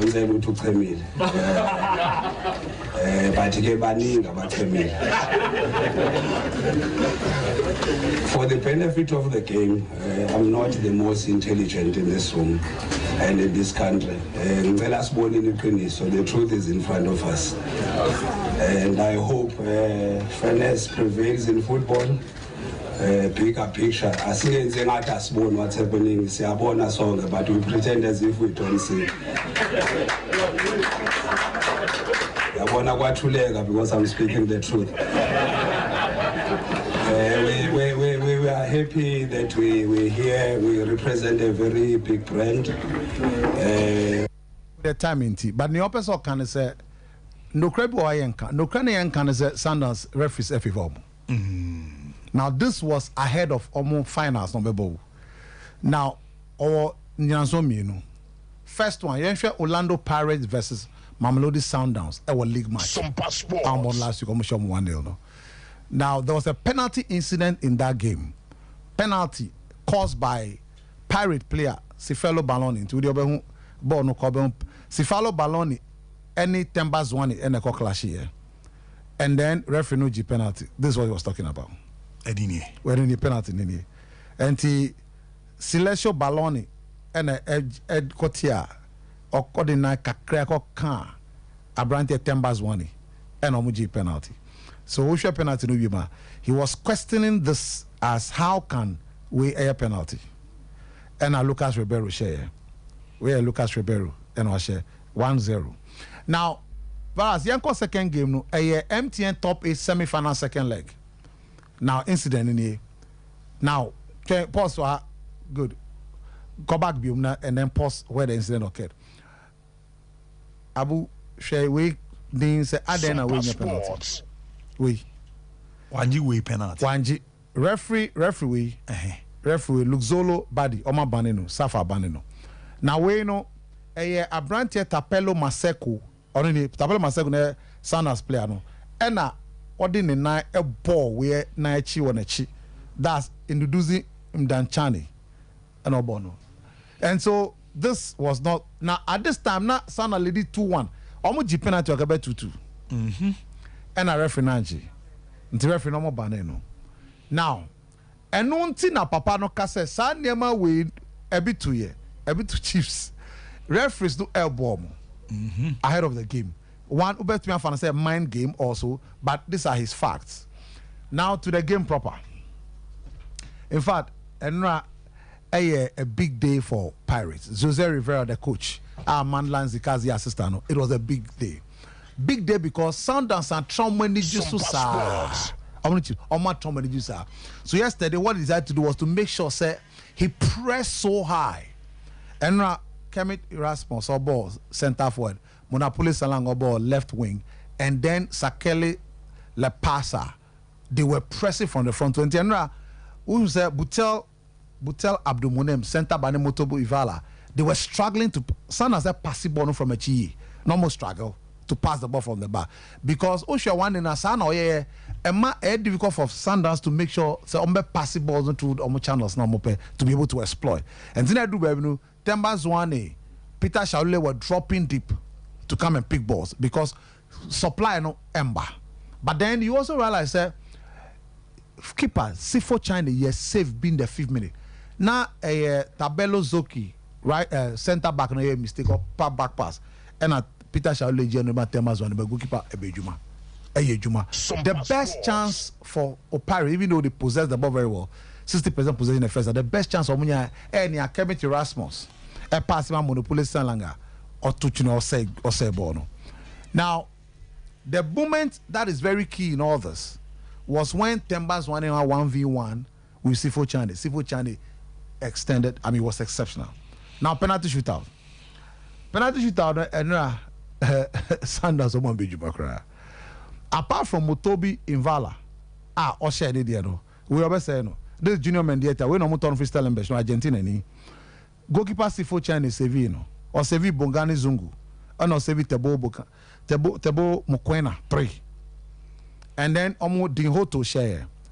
And Lesedi Kapinga share. And then Tapelo Zuki share. And then Congolese player Karim Konvidi share. This goalkeeper was the reason why they won the Cup yesterday. Sifo Chani. 3 penalty saves. And then in game 2 saves. Now, Richard Ofori or Jumayepa. Say we am proud on Timintuno. We don't prove Timintuno. He can't. Exceptional performance since Ofori, but he's been excellent. I was aware of your local goalkeeper. South Africa for Libya. And almost all keepers and any bad crowd. Roman Williams is doing very well. I didn't say we won. Now that repeat as Munya. Yes. Wow. In Pochani, Niano free or na Ofori number 2. Yeah. So and he did so well. Keeper 3 saves again. Look, Tabo a big player. Saving a penalty again, you're big. But he was able to deliver, exceptionally. Now, Richard Ofori, a long way to go. Mekano Gracho. Because performance, our boy, he did the week after week, he's exceptional. So, Richard Ofori, he born a basso after all, or a part of the team. But on one Casasa Benya Paris team, no matter that. And Coach Rivera said, we're defending top 8. No, what said, a coach, I knew how to win. Trophies. League no by bad trophies there. Now, Rulani Mokwena said he'll bounce back. Akamo Carling Cup and Nedbank Cup after the league. Also he'll bounce back. So that's one for them. Now, Minko tennis. How about you are Iga Swiatek? Also on your issues after Roland Garros, on your issues struggling. And the China Open. Your man the near Janis Sinatra Carlos Alcaraz in the semi-final and Danny Medvedev. But Emmanuel the Ombo we are not man the Abaname Malasha Shanghai Masters. Now man the this season Brawa brain apart from winning Roland Garros, she's so excited. Say Iga Swiatek, she's now number 2. Arina Zabalenka number 1. She's so excited. Say what team are winning this. Now don't forget the history to this. Say in Cincinnati Masters, Iga Swiatek losing to Coco Gauff. Now Coco Gauff have got 16 matches unbeaten since Cincinnati to US Open. 60 matches unbeaten. So, the nemesis Nuni Igano, the first time out of 7 meetings was when Otrano was Cincinnati. So, on to me, Iga Swiatek. And Iga will use her slice serves, good movement, and then power to beat her. But before then, Iga has been superb in the China Open. We'll share how she lost the first set against Caroline Garcia, 6-7 tiebreak before she won the 6-7 against. She won 7-6 on tiebreak and won 6-1. From that time, she's been brilliant. But the young lady Ludmila Samsonova, American as a mature, the Russian girl, no? The young lady, she's been superb. Look, Otra Peta Kitova, quarter final. Esha Elena Ostapenko, Etra Elena Rabekina. Before she got to the final, but Odu final, no, double faults. Clearly, Edu finals experience, maturity, the composure on Nibi and our dear winning. So she's been able to win this. Now this is the 5th title this year. While winning Roland Garros, Otra Karina Muchova or Roland Garros. Qatar Open, Jessica Pegula. She beat Jessica Pegula in the final. Stuttgart Open, the Porsche. Stuttgart Open, Otra Arina Zabalenka. Then Warsaw in the country, the Polish Open. She was able to win the Polish Open by beating Lara Sigamon. So she has 5 titles this season, 4 Masters, WTA 1000 Masters, and then 1 Roland Garros. So she's been now around here. Daniel Medvedev on your consistent back. Novak Djokovic, I'm back tournament. I'll come and explain later the reason why he didn't come to this tournament. Why skipping this tournament? So person managing his schedules because I was there no or chair bar no room. Why nah? Many dog kun DM me 10-15 na bona many dog kun to aso. To china me bar. Na yɛwerɛ no ne ahwɛ sɛ ne ma titiɛ ti mrantia ne mbaba wa ne yɛ maame ne yɛ papa mu amofia mo hwɛ no Dr. Nimu Aba the World Scientific Clinic and Diagnostic Services maka ze doc de ne dwuma no yɛ ne damu shonko na nema nyo no aha no no a de be rura ma ne are sele nema esiti oba se ancheche ene nema hodo na rura ma eboa ma pom de ni wie pe do ka kwa ba meje so na mpom boko de na me adom mzi share na che last week meant me amba last week amba but last week na me dem wa around na me wa the last 2 weeks and meant me amba se bibia so ko kama Hona efe. Me da se o so wa efe pa. De bia o aduane a odi ni catchem na me hwe se me start ya di bia. No ja me ne me kwa chi ya ji. Ya ni so de sheda ndi bi ni ade a but o very day. Ya da was. No won kwankwan ade. You don't get ram simadu. Ni what scientific clinic na etiefo mo ni yehia Dr. Nimo ene mwasa ene mehia. De bia me ka se nipa wokɔ ne waba ne nyinaa no mpomudi ehu hia nipadua na kɔ yete sɛ machine enti asa okɔ no bibia timisi but dia na ya ne areho ne sɛ asɛm bɛto na wanya baabi papa nko na ana ayete sɛ wo car ejina wato car mo no na fort ketewa bi nti fitani obɛhwa ma car na yɛ dada what I say the piano meka se o yare a en ko ba bia keke wo se uhunu se onipa kro na me de me yare ne ko hye ne nsem no ana se me de me ha ne ko hye ne nsem no owo hu nimudie owo hu suahunu o den na wo wa obetimi de aboa me ama me yare no aide akọ the bia meka se empembe brain na manfo bi ba me honom hwe udim say most of the people no mo ba me honom a omo be ma ne nsoro ngina so no sometimes most of them no aya na enye condition bia o sometimes aya na eduro keka omo nom no otumi stop say eduro we busa no say eduro be na wonom ehunu eduro kro no eswitch ne ma ne pe ubon say be ma na start ai wow enima etimi ma mema kofom eye bebre ebre pemu no meto me bo asena mai dey match the last time say na me catch us say most of the people be okra on ba me home say doctor me prostate cancer and now doctor me jun so bebre nti ese me prostate problem na wa mama na no mu nu sa obi wa den no be say the last time kwachi omudi obi baaye na tiumo bi e wona ha na me rehoye that case a surgery. Oh, okay. Apart from surgery, that kind of tumor, me yes was a country where Munankasari what that kind of surgery on bet me ayamano. And so Kobi honum, me who say was it one drew almost 9 months and I didn't ya kese. Oh, meanwhile, who was that say why on or koya, which let's say not so to Musoni Pacron cross who cook one could be. And all money drew no man. Or ye heba, no money drew no. Oh. Eti then no kure say enu ne de e wo ho ayete say kidney problem hwe ope ya adro pa etimi solve kidney problem pa e heba. Oh, okay. But as to say adro ben ne de ma why ne de ma hwe unim say adro bia wo be ko ni pedua mu bia no ye wo quantity. The last time on Kesbin na me kire about simpim sina alata ye wo quantity a per day no o say o take bros of consistently to me cause cancer. Wow. Normally, the drugs are there, but who is to help you administer it and then get a very good result? My number is 0244 08 76 87. The pebritia will be a solve problem be a man for the problem of halitosis. Oh, okay. The problem of halitosis. Obi also kasa sentibum. My number is 0244 08 76 87. Addicted to massa halitosis neighbor, a lack of saliva. Most 80% of that problem no says saliva no intimate bananum. One obi honoma continuous dehydration. Dog ya fabra e say intesuo embananum. Continuous dehydration ne hunsu eta ewe. Oh, okay. Obi ohonoma a friend say salivary gland na produce saliva na nkasa e wo problem.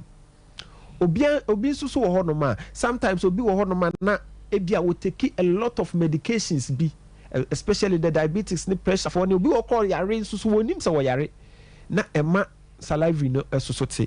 Obi so ohonoma most of times omo from mouth breathers omo home free omonum because normally omo tanya nasal congestion. Enti those things eya niema etimi ma halitosis ba enti se okasa na se manfo edwane a enkire se ko ohuru anum obi wo so doctor ma ko hospital ma yakukuru manum so still most of the problem ebi were sinusitis sinus and ebi tonsils no and also ye inflame your friend tonsillitis and also TB deba and your bronchitis bronchi no and no ebi wo hodoma sometimes no na problem aye inflamed and also to me this ascenti ede but ebi most of them indigestion and ulcer. Oh, okay. Enti free wanum ho baby efiri ebi wo wa efiri wutrim ekuro bi develop wo wutrim tumor bi anase kuro bi astart e wo wutrim honom sometimes onti pain nti wo feel say wanum na na sent wona wututu wusia enso so oba ye wo machine say ye dey detect say na we nyina ye mfiti preko pe na ye ma wadru ye wo machine say ye dey detect say where the problem is coming from and san ye be ma wadru a ya ma wadru me ne wo ka say obi wo honom a ne de no kra no just say oni baby efiri on man focus the last time woman be by me the last time I make no hire o catch him say doctor maton kapa or some concerning halitosis and maton ka organa ha no kumasi no concerning halitosis hwe so went me amboa me ma chini amabre ma worry ani mejai because me kunu no oti me nche no onya me shiu but me very crass me yede me kone nche very serious. Enti Mr. say what's our problem now? You need a specialist to say doctor ni mo na me mboa na me ntu hwe da bia me ka che o ma ba me honom no abro so within 1 week what's the side to twa 1 week. Oh yes. Na bibia. I'm telling you because you me wa machines if you am detect here. Man for be brain na me what's the hunu obi a oye scientist most of them they be kra ho ya na infections. Wow, it doesn't mean yes. Now say inflammation see make most of them are infections. Okay. Bronchitis, sinusitis, those things most of them are infections. Yes. And to say utimi hunu sa problem na utimi hwe yetimi aboa. Most of them no so him say bi so o kwaya na kidney problem. And also timi dey sa. Oh yes, so kidney start to say enya problem most of the niema na was a filter out no entimi filter enti it stays in the system and then anyway be I bet me pass it by no utimi start to say u experience e be free wonum e be free me say sometimes obitimi back consulting room at a point was say upia bontin kakra because on kasa ho but etimi gi dem ho nyina. But I'll be called best ever be no problem no that's where my number is 0244 08 76 87 alcohol so to me the smoking continuous smoking for a long time there be a make catch all say the more now who smoking no there be a catch all say oh how kidney no and livers no and na alcohol ankasa no the when you say a brew no it's telling you say nip adibia banipadua ma embo nipadua no so it is reacting for you to see and also say na ma ye DJ but as a nipa liver no repair no be who say na problem about until at the end of the day we say develop that problem if we be say okasa na start ma halitosis is telling you say go na ko hwe liver ko hwe kidney those things no e betimi cause halitosis no me no ka say ya be brain na mesa me brain na mema be brain no be ba me was doctor me de me wife ba na opeba most of them na ankasa no behwe kura no na ono ane hawo no na ankasa the last time na me kire about azoospermia me kire about necrozoospermia teratozoospermia ni nyina ye te say obi all this one be ba kura na hwe nim ya be brain na mesa diabetes I'm telling you so what diabetes any pressure no problem edro na wonom no what the fabra but them say edro we na doctor menom quickly mess switch the amount at the end of the day because if it preko pe enko je heba edro bi se ma jami no na menom ni nyina yenye ne sa wo so nya obi o wonim dia obehwe aswitch amount bedumre bi no mehwe wa ma unum edro biem and so everything will be. No, you have location and fan number and the national. For ni what scientific hospital you Kumasi Atonsu Monaco Junction, Atonsu Monaco Junction, ne Adansura Bank ne DNM Fenty, Joada Kosida Menda, Obabaka a year, Atonsu Quadabishia Doctor Nafi, Yadibi Haubiano, Wetimi etu Eddie Fru. So I nothing crown former Hefra Crass, Central Region Voter, Eastern regions a bank crown, so with me a bus circle, your interchange Nasia, Futurama building in near war, and NS Chemist wholesale no, and na a year it didn't anymore. Honsu ye, Yawa Daddy Kusim that Thursdays, Fridays, and Saturdays, Yawa Thursdays, Fridays and Saturdays, Yawa Cranty. Ya DB how was say also typhoid, watching near Brubu or prostate cancer, when ya knew a draw, and I say, why a year a halitosis say how was in a doctor can, Nasa Bemo hold on pump off my war wild dane, me patch or man fibroid, Fabra doctor nhwe so fa ba be yanyina duru no e wo se ye surgery na bibidro betimi amana kwa na ne nyina ni what scientific hospital na e wo so ba juada e di kosi dame menda onsa e be kan fra doctor e wo 0244 0876 870 0876 870 0876 87 Fred purely herbal bibidro ho adwuma nko a na ye ewo yaso Mate mera se party etudwa obi a owo asthma bia no this week me tenase ahwe obi owo asthma wo de oba adura de be ma no me kire wo say aduru nam de ma onum no be 3 days asthma no emabiem wow obi owo asthma bia me hwe asthma Mate di sere do ken o twe mo ro ni echemu am kuma asena tonzu Monaco Junction sitaransi we abango era afia crowd wani cheme o circle Futurama omo eben omo ewo gore filling station omo ne NS chemist ni di ni ram ne mbo na ne man kweti doc ejuma obo na no edim pa ma me na mo record ba pe ye tiasim na afisem na to aso Wahese wako shop akodi dwa ahodo basket ma emu provisions ene nyoma ahodo ehia opa we delay musa edru so na ukotua nso a yaka kire wo se untimi nchante ye mechance number na so ya keke na mom o de Vodafone cash dia uni how cry yaka ko be bia say dia untimi de Vodafone cash etua mechante bia or what network bia so straight direct sharp enti say water provisions fuel inro inuane mechire say bia o pese wo ye bia no Vodafone cash ama na ye memra ma wo hia o be ya de say o be dial *110# netua ka ko mechante bia ho e wo network bia so Vodafone. Play now Landio, Ghana's #1 casino game. Aviator Al Landio Betway Airport. Betway, for the love of the game. Bet the responsible way. Regulated by the Gaming Commission of Ghana. No under 18. Terms and conditions apply. That's a long ball into the penalty box right now. And number 7 receives that. He's gone past the defense. This must surely be it. Goal!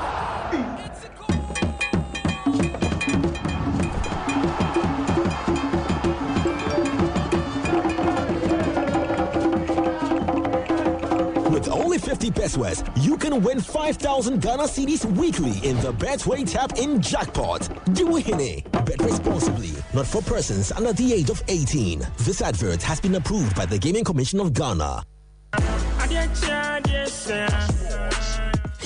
Hey, it's your 4 game pack 4 pick one game na ya channel. Afedia bedru. Choose one by da wakoma so. Every the number 1 equity 36. Chani boom na share ni say we be disika bocho wa bra ye number na pie. Bobo wu na ye ready say we be di mula wa bra wu twa from 1 Ghana cedi to 350 cedis. Na face kana we be channel. Fa bo hu play the nusia. Me tire 26 times. E was up pick one game imu. Chabano abra wu *946# on all networks. Ana aface we betimi akoyen website. Ana we download the Game Pack app now. www.gamepackgames.com. Share live draws. Adum TV. Anopa nonkron. Area dumienu. Enenumre no isia. Debia. Game Pack. More mula. More power. Sagrodi. National Lottery Authority in Sashasi. Enye mo mundi mfie dumwachi. Bono washe yim.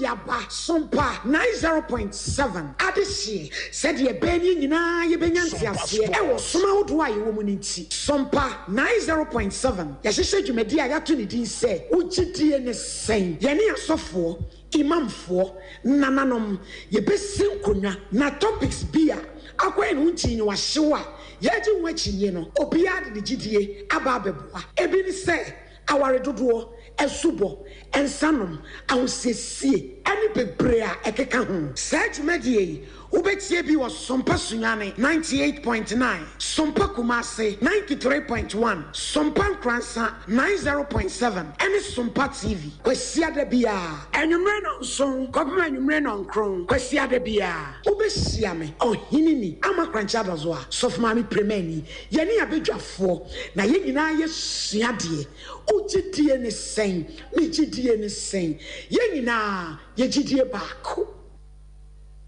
esikafo wo krom wo de yi ana nansi yi didi hu nkomo yi and wako fa abro free abrochira ba be sin in terms of fefefe sa no akwa ma se abrohafo 52 estate construction and ese dan kama sa no e ka no so nya hu bia o 52 estate construction firms nko na esi wo dan se me ka se wo ka Sompa tie company ni din and e friend 52 estate construction oh I see what on sase and adan amanso ni ho and wo si adan so ton wo san manage properties na kire se wo pedan ato wo pasase ato anase wo pedwumaku bia amenesi modern houses amwa nya bi ato a mo na unim wo fie kura wasi etimo no se ne bra twam na wo jade ma 52 estate construction fo a that is a design in your fa biemu a mo nyese bi mbobu dan nyina guo ba se do besia ye dan modern wan hwe wan ka sa wo du fie no wo hunu wow na wonu mo hefa 52 estate construction e wo Kiseman Gimpa Achimota Road 0556 72 33 38 and the Kumasan so page 4 and 12 Road over 0531 52 57 97 social media nyina so at 52 estates. Alright, your mom dinner ye timia to us on our face and I'm Vodafone Semenka and Fatchel said the month October Vodafone care month. Now care month no any mun common a day papa nina and it's all my busumi di siwa in our customers or more no a ye jumano ye baba be doma senafia momo piafo said dan di money Vodafone edin also tiledi kano yes ya sedan confirm bibia and our bomodian Vodafone no yusubi zanse busiano e busia kesia babiramo Ghana bibremani we asia fana omo ebo ejuma na de tienie omo zo mbebo modin abosumi ya ewom no sika data airtime and after other surprises no ebe remetimi ra mo customers no ni nyina nso obeto akoso no abo modin na wa use my Vodafone app no and after tobi nya no nko a omo digital channels audo na ramu na abo modin fa dijuma no mbebo na amazing rewards eramo etimi ra month Vodafone care month #team service #live digital Vodafone further together na abo na nema de year so etimi ra man seba industry semenka emfa jose ne open quality about product eyomo a ene de bedwama so na omundupa no ena afini ama na omde bedwama so ba ko NS ointment na ejuma ebo ne hu ye baby girl na stretch marks no ajo ho na boso aya na guys ni hu emo ko mu chi kakra ni na nze mputine on kra no aba ene wa baba be din komo enye no ko pimples no yobi a oyuti na nsa wanso bi aguo wa yo abodwu se na ntema propro honam na ye BC basa ojari a honam ye ohene afi won se ho aguti na se wan we ye be ma pampan abatini na ye be ma na uti ne pa wo de ko na kokoje ne sentiment ni bi fast shamo obonze de da ye pa na me mamu secret bi uye baby girl na percent fi hoche hoye de na nka bi obi ano eyeri fi wa ro pass wa de bumu kakra o de afefa fa wa baby be cheche ebe de be ya kono na aboa wo gian na so no o de agiade ye de giade no ye 2023 e di ram 2024 omo na de awake natural capsules na be ye e de mamma ne mema nyina na ekra nutrient a natural one e boa e boost immune system no enkwaboa na emana woden sonko wa ye mre wo mpamu awana nso vita fi wade ni mu ba o prostate ni amankoye ojonsa obre low libido akona na ba form bosome nso bu nsa na e ka odwe na afi na ye edunya untimi didi amepacho awake natural capsules ni no na chsns herbal industries yaba ababa be ramo na senete mame o makwara no fo untimi numbi na afi so no wa won so no eno ye pemfo untimi numbi unya ndumfie no dumienu a onumbi a enye ye Ghana de oro ni chemo herbal ne pharmacy shop bia abuso champana form na mane o monkasa yamwa na so ne manko ye pharmacy 0245 079915 0245 079915 na 0276 537701 0276 537701 yamwa na bibia ande da ye kama so no entimi emfa emana ntoto no so no enko ye so no emfa mamaka zanna o amano ne nko ankomo ya midi no fa na fa ye djuma na ebeboa wankasa 52 estate construction semenka emfa chose upe fie upa asase o amano ne na pe no Ghana ha fa ho to omo so sanso omo abodjuma no mfie no makomakudu no nie omunya ha obi ada omudjuma di omudi no ya de de damper 52 estate construction limited o Ghana pasase ato bibia from ne omo nkasa asase no kwa usika so akra timi afa de aka no watwa ne kakra obo omode nso agi asase se efu ana half no ya ma 20 bags of cement zeje na fa ba asase na su ompewe de na pe edana edada no person renovate a ombe no mabomode etimi aye etimi de ama eno nso kwa echu de adwumafo ko baby pe baby amomo da frɛ na baby e be gya mo adwumafo no ɔmo be adwuma be adwuma papa enti echeza pe adwuma de ɔmo eye bi niam bi a fa tro mo nsa na e be boa na ye tu ana mo de ama crap mo akesema junction game park Chimota road no Kome plaza ɔmo ona kuma senso no orwa ni chemo page 4 anto akwan no so obenya ɔmo 0556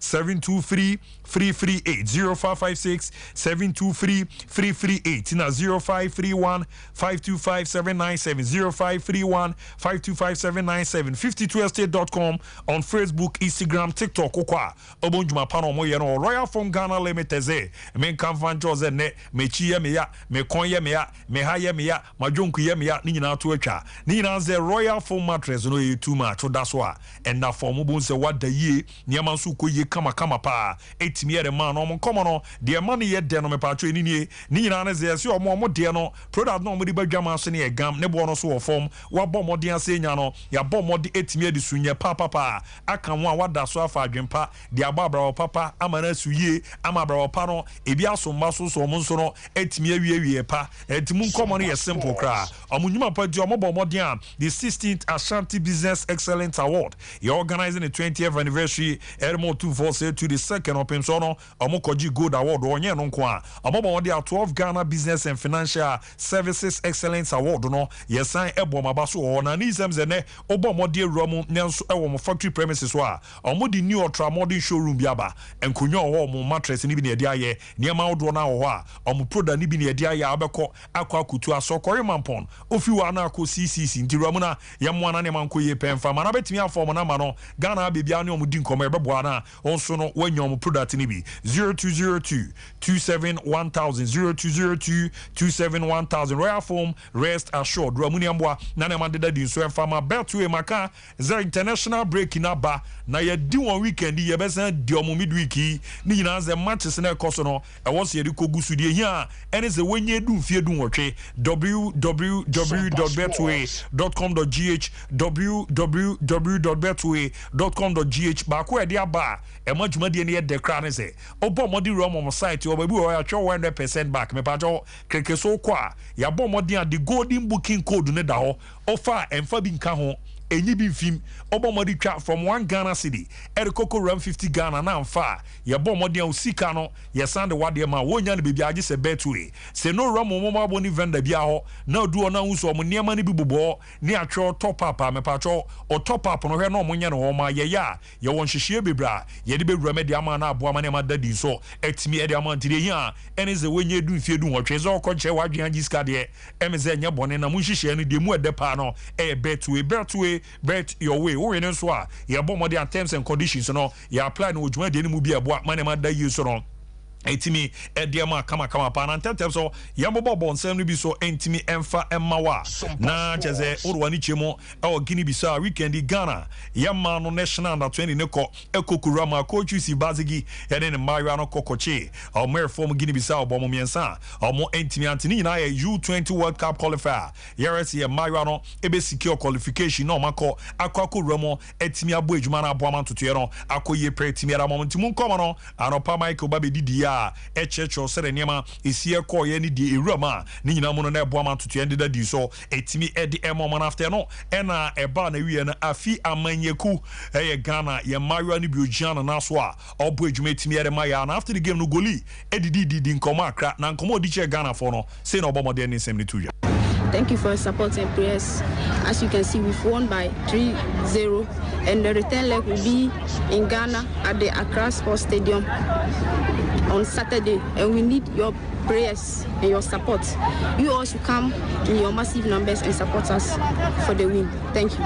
Atia no ya command ne afia menyeku abomode re tuja jazampa omo abomode nya 3-0 win but omo hwese return encounter Saturday Ghana fo nyina beba be carbona support no etimi aba weekend na division 1 no abomode etimi esha se na mun komo no zone 1A result a ye bomode etimi record ye mun komo no na enya de keto akranti mana FC ebomienu ma wa power SC etimi ante Victory Club Warriors omo anshebi ama Northern City FC etimi anshebi wa Sunta FC esheba kuma Tamale City FC entimi anshebi na Techima Heroes SC omo shebako Emma Steadfast entimi ante oko zone 1B result yenye Young Apostle Bobako wamana Fumanti Royals entimi anti man logos man na coach Logosu nyehwe beba Tamale Techima Liberty you Tomo Shebako ma DBB United so Shebako and a Bia United boom Emma Brekum City FC Entimi anti Nyamwane Balfour Soccer Academy ebebo 11 wonders enti a game ebeko so na kuna Mansa Park no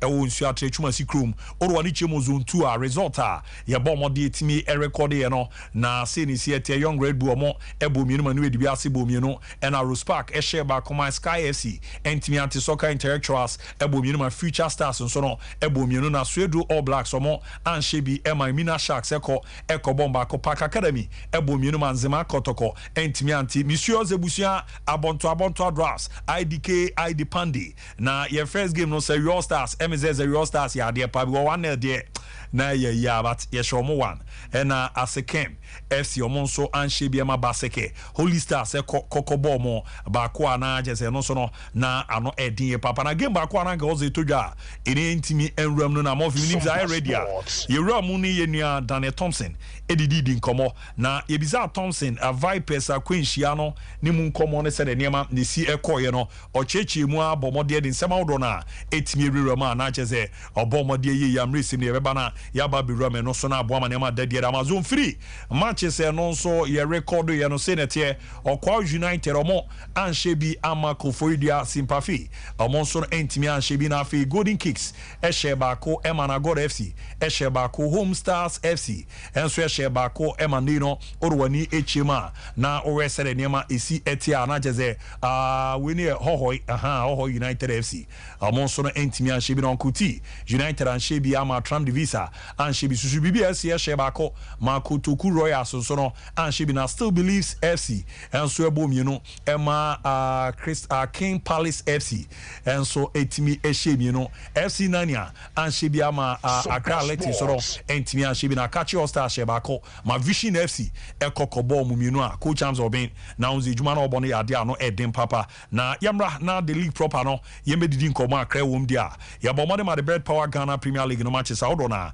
etimi ekoso na memenda no sera no pa Michael Bomode the results ne me no Bechem United transfer shebako ema ne tima ye from medium akobo mienu after game no na supporters no mu kokwa apa mo je coach Bismarck Kobi Mensa ebe yo mfi omu team no nko go mo gidi ejuma na oba yo ye no enso omani say no mbo mo de omu nkomo no e de che no Bechem fans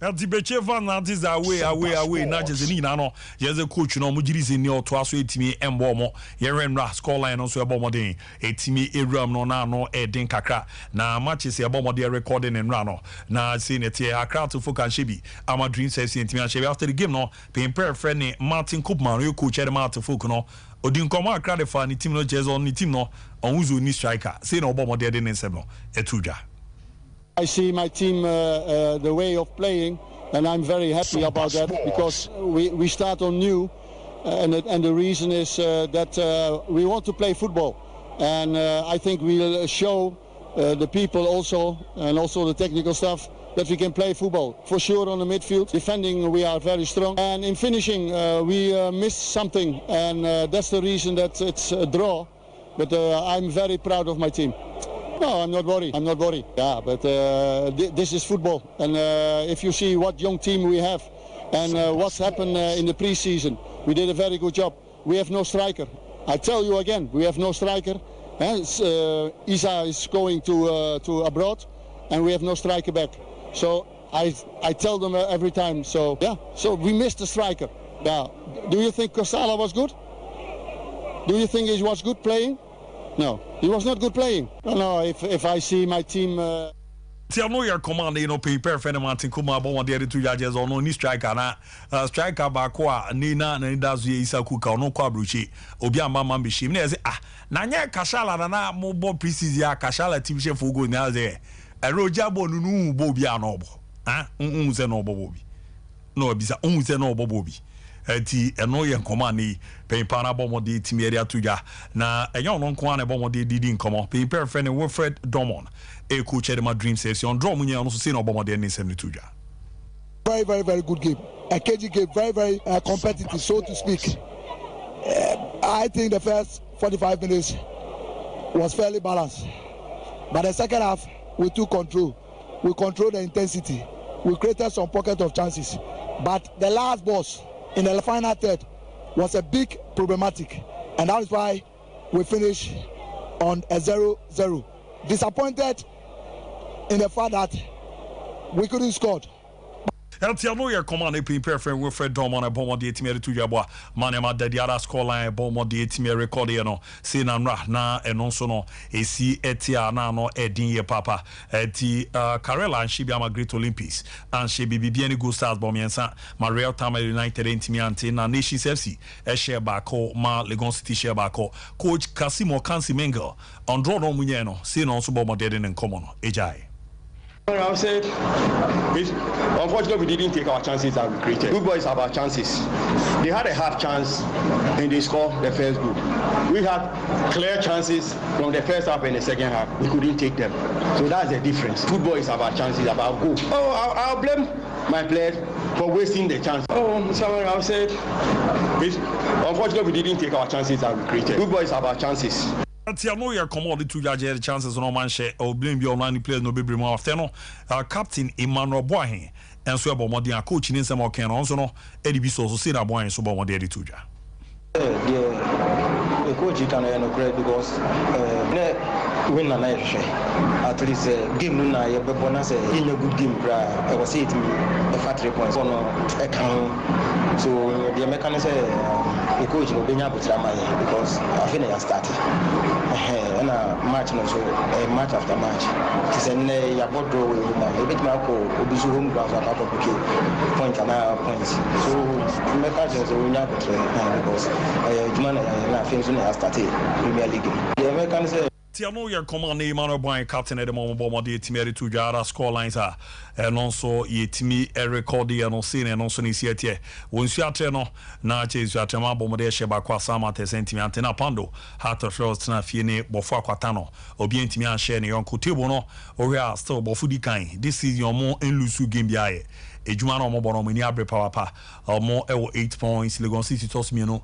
7 points me since you are man FC o monso no ewo 6 points na 9 no FC Samates o monso no ewo 6 bien go star so no ewo 6 Eduana FC etoso nsi o monso no ewo 6 na face no team from Accra Great Olympics so no edu o monso 6 na oba ase ona the edunu ne heart folk o mo 4 points and edu siale Red Tabale United also 4 ela Beche United Sompa Sports also 3 era do or chiri e crop ya ko ase asante kotoko obo game ba kwa lo bebo obo su 2 enti sa pepe di siete enti ne live commentary be ba Wiano Ricardo Vaz be ba be trans na wabo mode na 4 p.m. pepe crop ya against Accra Lions or the live commentary na ba na me say afibie san pa na liga ya boy ina kotoko kija sa adabi na de oze BBC won kan na ne madanda na ne boa ma bibi akoye Treaty of Arc Limited Companies menka fa chose ne oye headwork anko akonya ba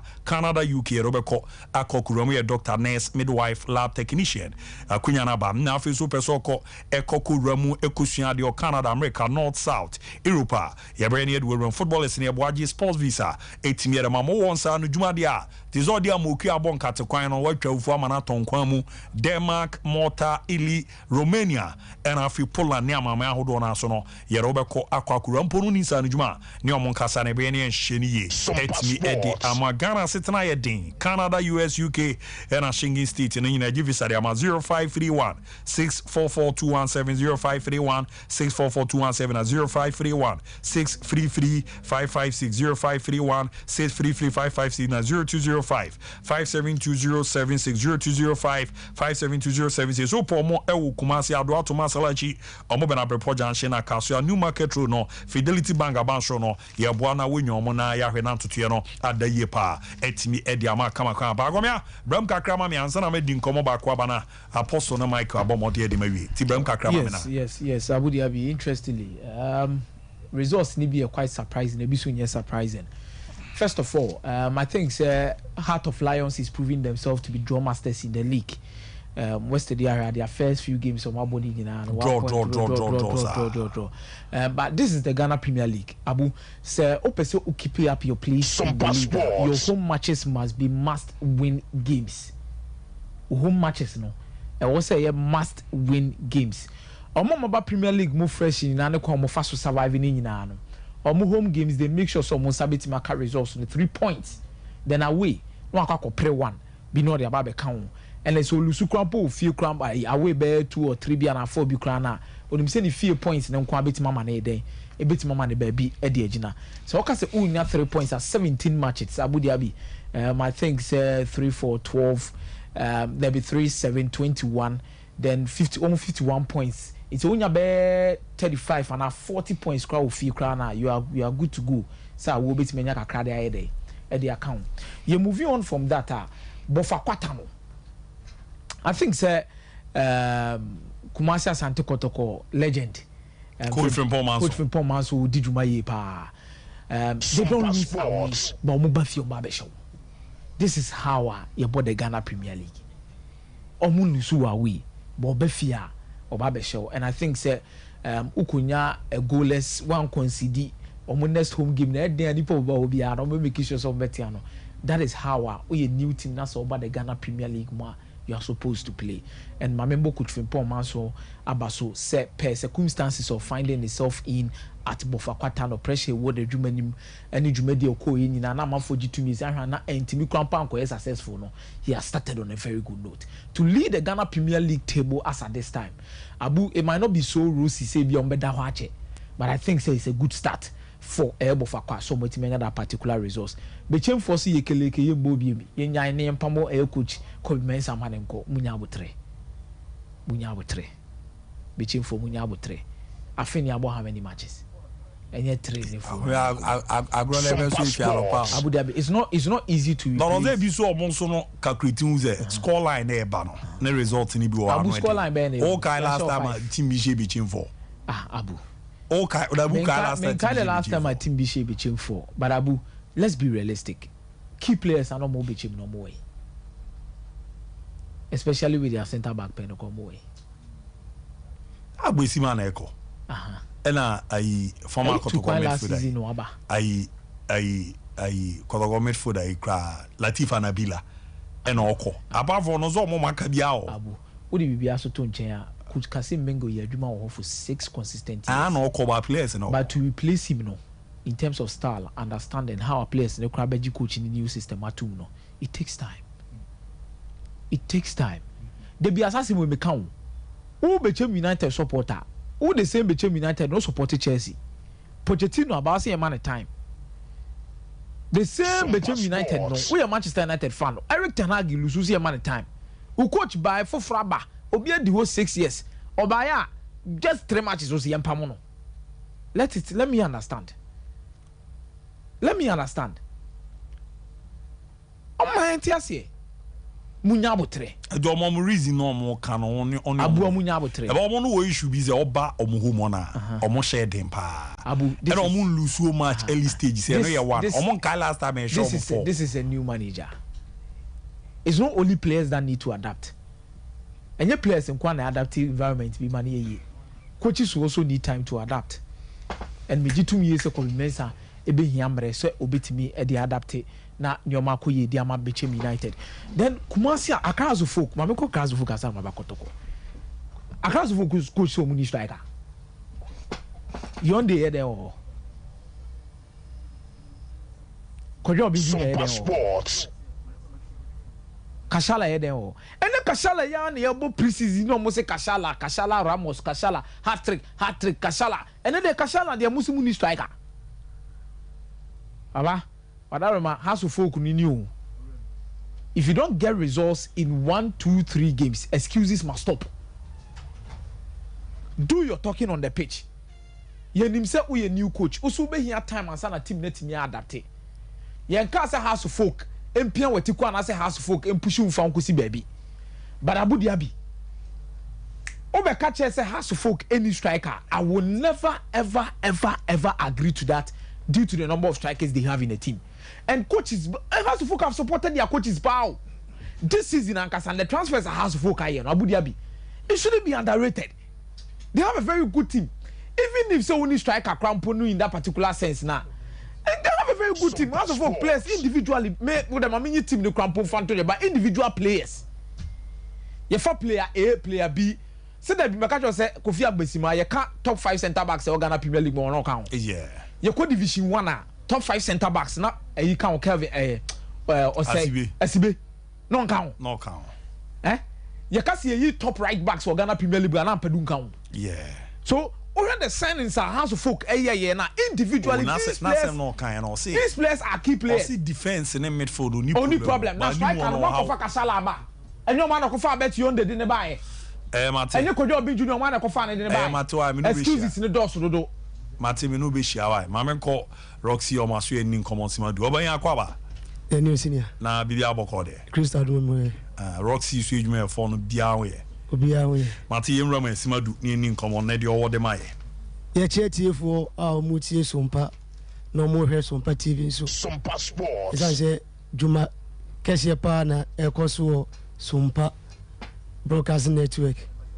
O de hobo Sompa okowani mu. Nti no me chia we biara.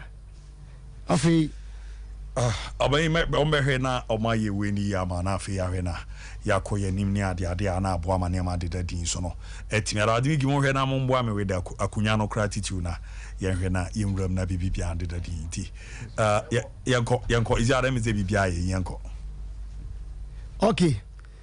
Ya den check free Roxy Emma will be biara otie ye enede. Isan say debia we enkai bo ne ye de ba keke. Isan say edwuma no de Sompa aye ni nyina wie. Enti utie free Kumasi ne mpatam a bomodia na fa number we na wa frɛ ne atwe nkomo. Mi says su bi number ne ye de ma no ye nkasi kasem wo ho. Oh okay. De ye ne say ubusa baby ye wo officer ye wo ne akyerɛkyerɛ na wadi akyire aba oba na ye no abedi nkomo na sika sem ne de nipamuchawa mo spare kakra oba officer ne yaka ehho asem. Okay, enti ye wo asafo VIP station no hotel FM Godium touch no first floor ehho ne wo obetimi afrɛ 0557 60 73 75 and I say 0257 77 67 30 and we Kumasi in Patem after so enkrande ye Kaswa CP opposite Methodist Church no wait me after 0244 61 32 37 yeah Roxy numbers I did Jumano no yeah shas free Japan Jumano era so da ho Emma obi biara so your driver ni oye obi biara be so tukwan ko Japan yes edwuma na say visa je o Japan edini ba Roxy aye ne memremre e de amount bo modia na bra ne won twetwe nkomo na beji visa ne ko Japan ko ye edwuma e da ho ma drivers warehouse workers factory workers would you cleaning service bra ye be ma e de work Japan and after so ni enko Romania the same job e wo Japan no e bi nso Romania then I can say obi pe Asian countries no yes yeah obi pe Europe obi pe Eastern Europe North Europe any sanu ma no enti wo ba country o prefer no ne do ko nti Romania brand ko Romania no so factory work warehouse any adwuma biara ofu se opesa wo ye no e da ho ma wo Romania afi so Romania nwa Albania nani work wo factory drivers any warehouse assistants munyina adwuma apart den e de amamu Vietnam ye pe teachers Vietnam teachers and the street teachers Vietnam need the teachers na e Paul Mondiomako we obi a woni je adichere mo ba wan ko training college but wo degree more o mejo e de wako oh okay wait me actually de obi but say we teacher ni dia na wo ko training college dia with diploma you qualify to be a teacher at Vietnam yes ni efra ni aba Mayot Mayot adwuma no e da so da ho ye pe drivers construction workers and cleaners Mayotte no French island.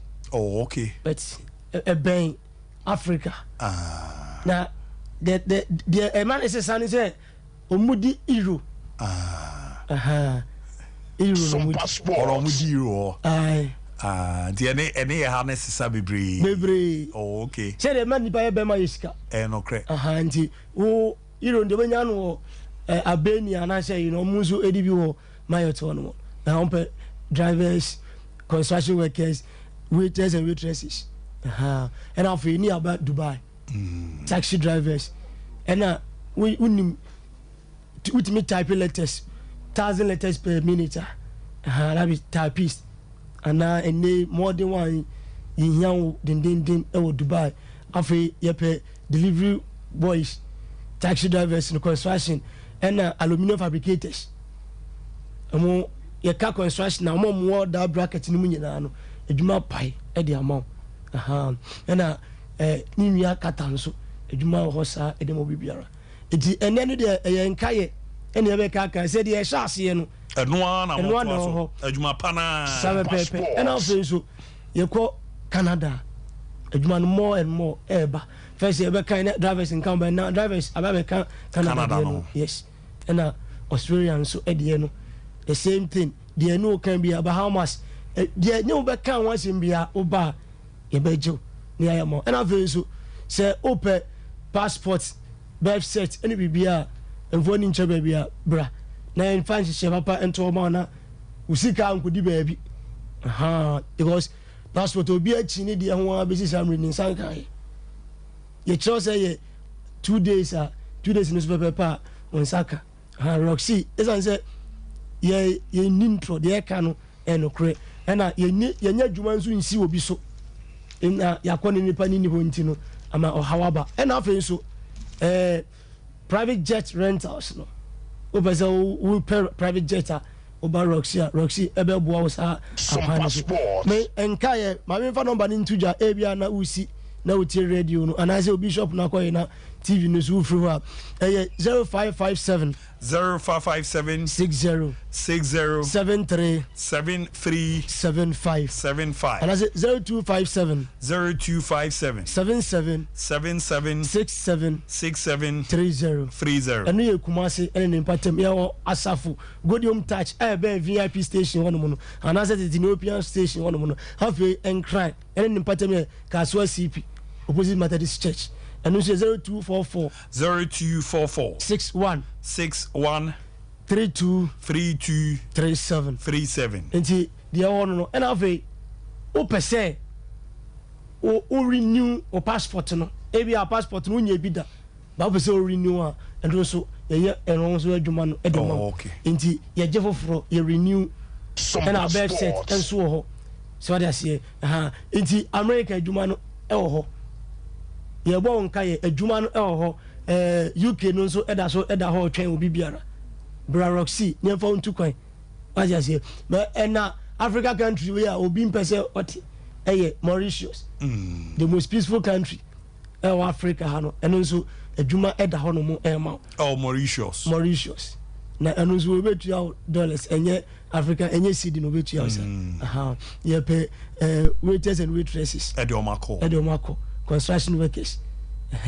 Mauritius and nani work no so be APO Mauritius for so what I say abunji raining nyoma ekwaso Roxy day in the out no office no ba na eba na eba nso a ne abeka na fidication so na amanfo nso edi akiri aba mi sisu bi number na edi tujan ofra emusa sikasem bra office ni so what I say na afi you very be stewards ona better rated baby will be emfa in a hotel Dubai for enyasa stewards no so e Dubai na oba obosi a obetimi aye adwuma this year she way Dubai adwuma 10 days na ye wi ma na wutu 10 days na ye wi ma na wutu akọ Roxy say ye ma wo mfa office no and our passport no beto ho nche na mfa Roxy offices no e be da no ofie o ko na oba o ko him ko Roxy and so say din tentem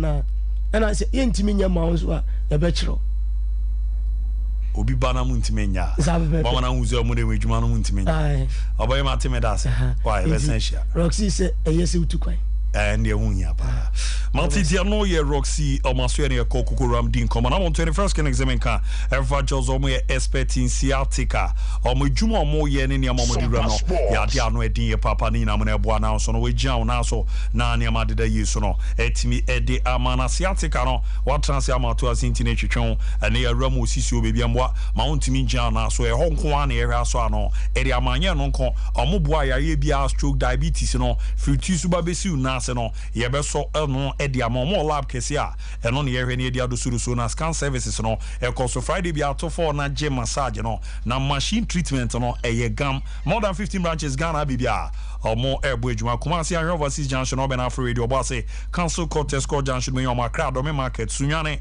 and Kranzan teach my number ni 0249 311 0249 311 0540 311 0540 311 yambwa na ne manko yeso enfama drinks ni ebienu ye no ma na me ahoden sonko ne ababa betrama yejuma no e de amabako ye mixer 5G habamba ni nduaba na ye dia ye na ma ahoden sonko cafe se bia di tunoma eye de mani pedia no me pa choko na kokojibi o mo na di mizo fruit drinks na ba na organic fruit susu emu api emu so e de ye papa ene fanamba ina aye na baba ni to na abadodo na ba bihema ye fa bi 0246 270 221 0246 270 221 0558 106348 0558 106348 Eastern Fono Monko Kokoche Company Limited ewo call for idia 0243 329 414 0243 329 414 na KF Kinju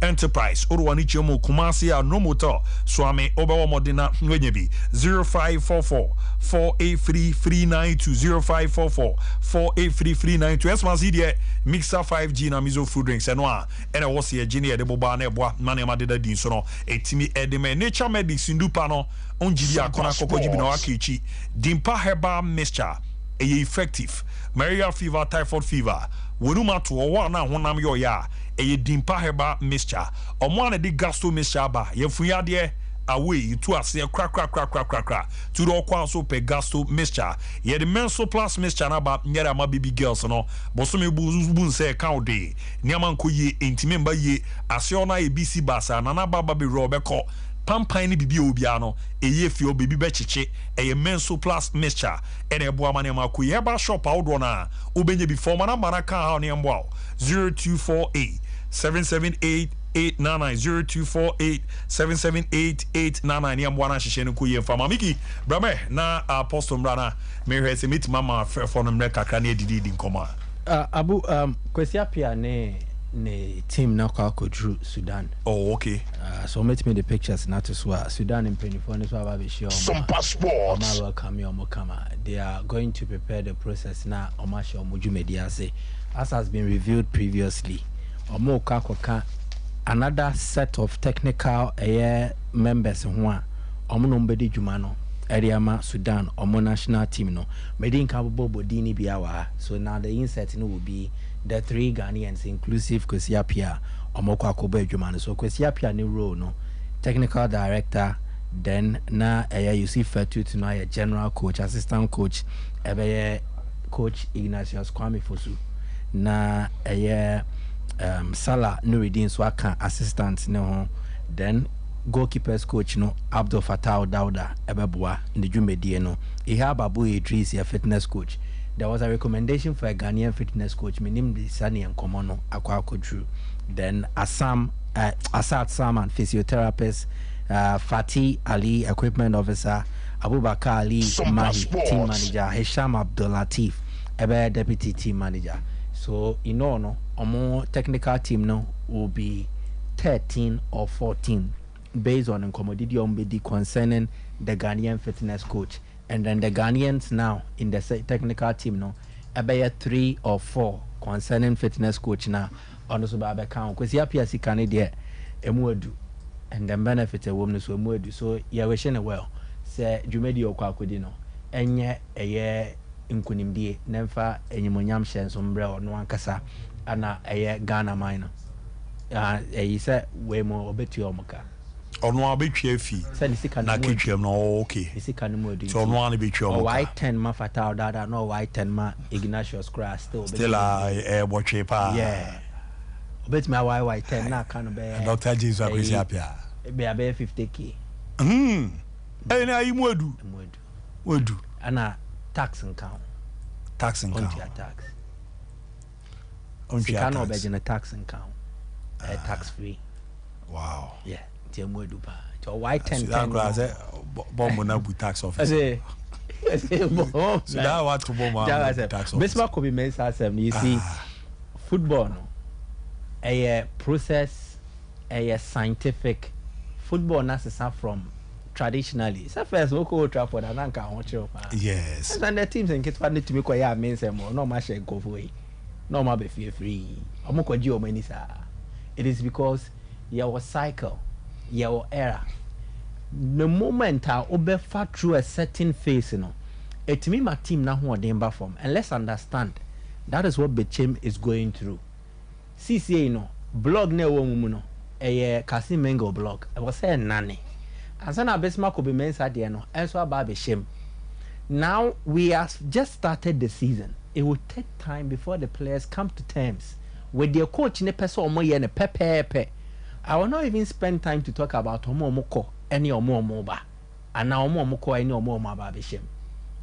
This team as it is now August no crowd now obo no she goes ma Kasi Mengo no or August no crowd no call Semba or Kotine Fie for close to 8 months. Let's get this well. So it would take time. All the videos it was a very bad way scene. So bear witness say coach Abomache we na support say Tracy or no more coach na or more pam no oh no it was bad. It was very very bad. Videos nene nsemo mo kan wechira. It wasn't encouraging cry.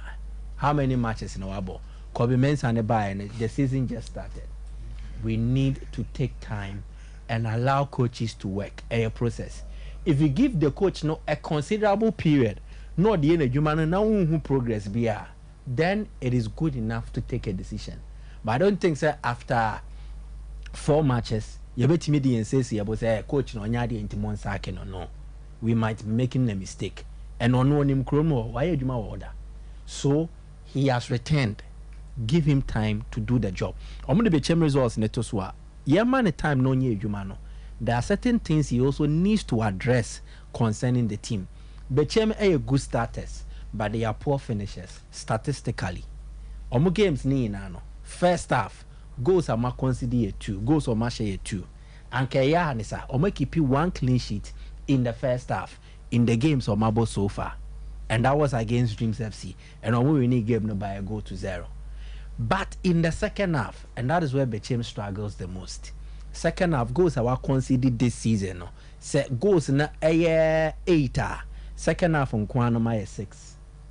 Wow. 1, 2, 3, 4, 5, 6.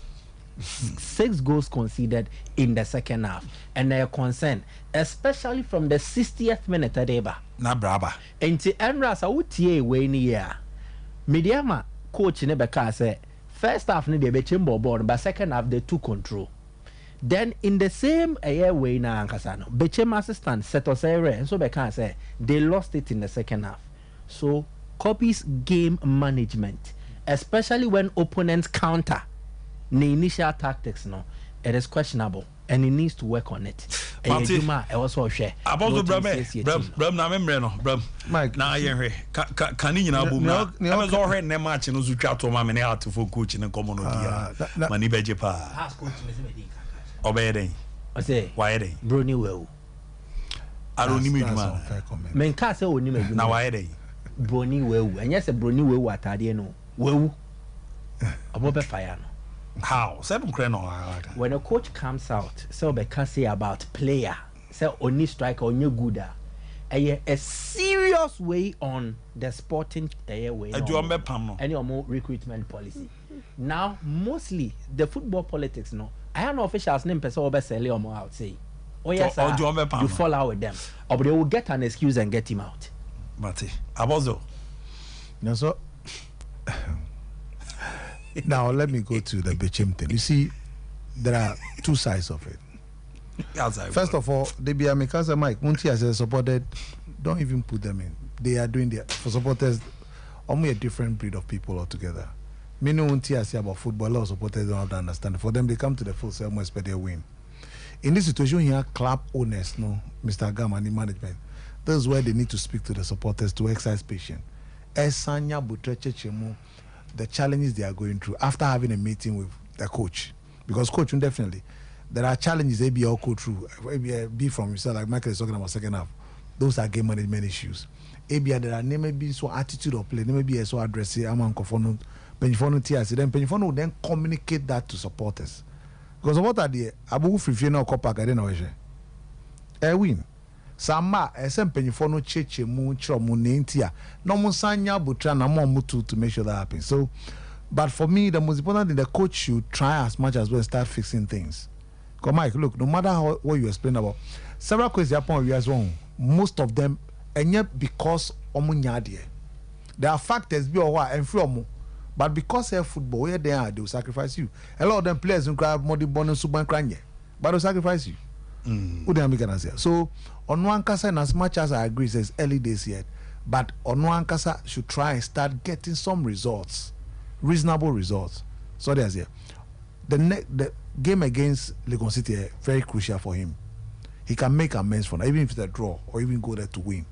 Emma confidence bad team, no. Emma Asundre back. So I think that from Mr. Agama, any management, no, key how they deal with this issue now and communicate the way forward and then the steps I'm going to take to that place. They're very, very important. And the coach Nakasa also making sure say, oh, share much about why are you considering a lot of goals? Look, someone text you consider for, especially the number of goals is considering.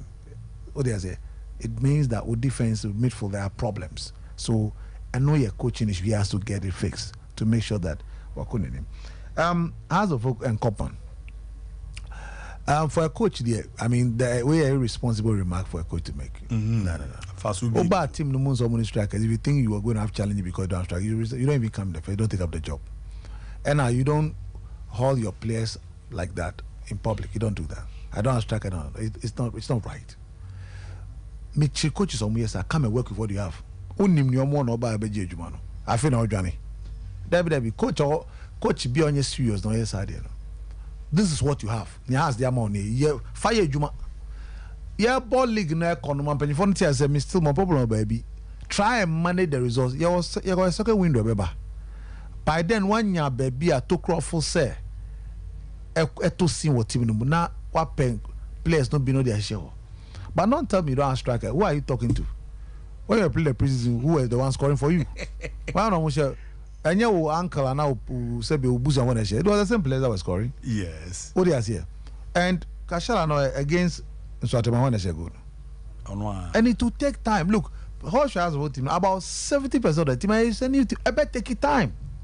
And don't be worried about what but draw. No, be worried about team. No, every time your Bobby, who be say team no wadachi. Take a process. So don't be in a hurry to problem. Enter Ghana, we don't develop a problem because yeah, Cran Kola under 15 crowd, but yeah, per result don't change development. Yeah, problem no.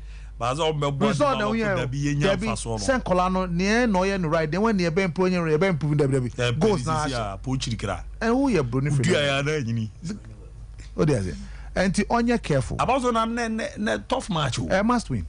A must win for protocol. No, listen, this is Asanigodo. Listen, we in no disrespect. This is the biggest club in Ghana.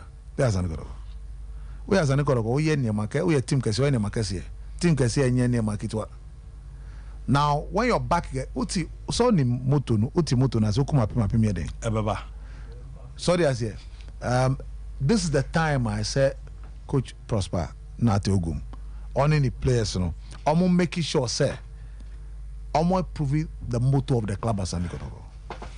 And we are see, and you so what we are seeing here. A combat first was so the rising up of Asanigodo. I say started from and but the challenge and then say, your players to say Kodogo players, some very determined. Say team no more bono say be maybe nima some come team no bono. What is here? There is the kind of motivation man on here.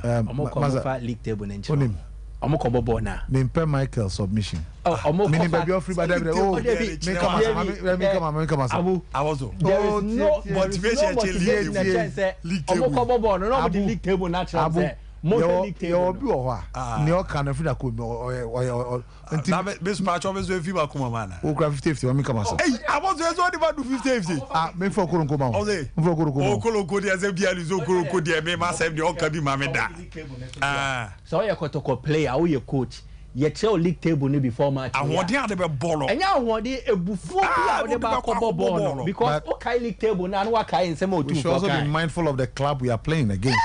Accra Lions are very good this season. I mean, on performance on Kodadi, even in away games against Brecum Chelsea, and then media might cut there. You know, that's one card. They have won Takwa by 2-1. Was on a match in Eddie but they see Eddie and Kotoko. That's what makes Kotoko. So and then the players, the Tenka team must understand that this is Okuma Pimba. And the team no confirm Kotoko there. Near Kotoko chin so piano against the wall. The porcupine will bite you. It's not in porcupine. Kotoko. I also my teacher na me no be shia. Memre na so. Why? Memre na so china. E be shia. The 12 bar news in the beba. Na ato aso da mam the ma say 4. Ricardo Vaz be ba translate exactly 3:30. Na live commentary no ato aso kama pre timera mam the mu nyina ase. They akebia ato aso.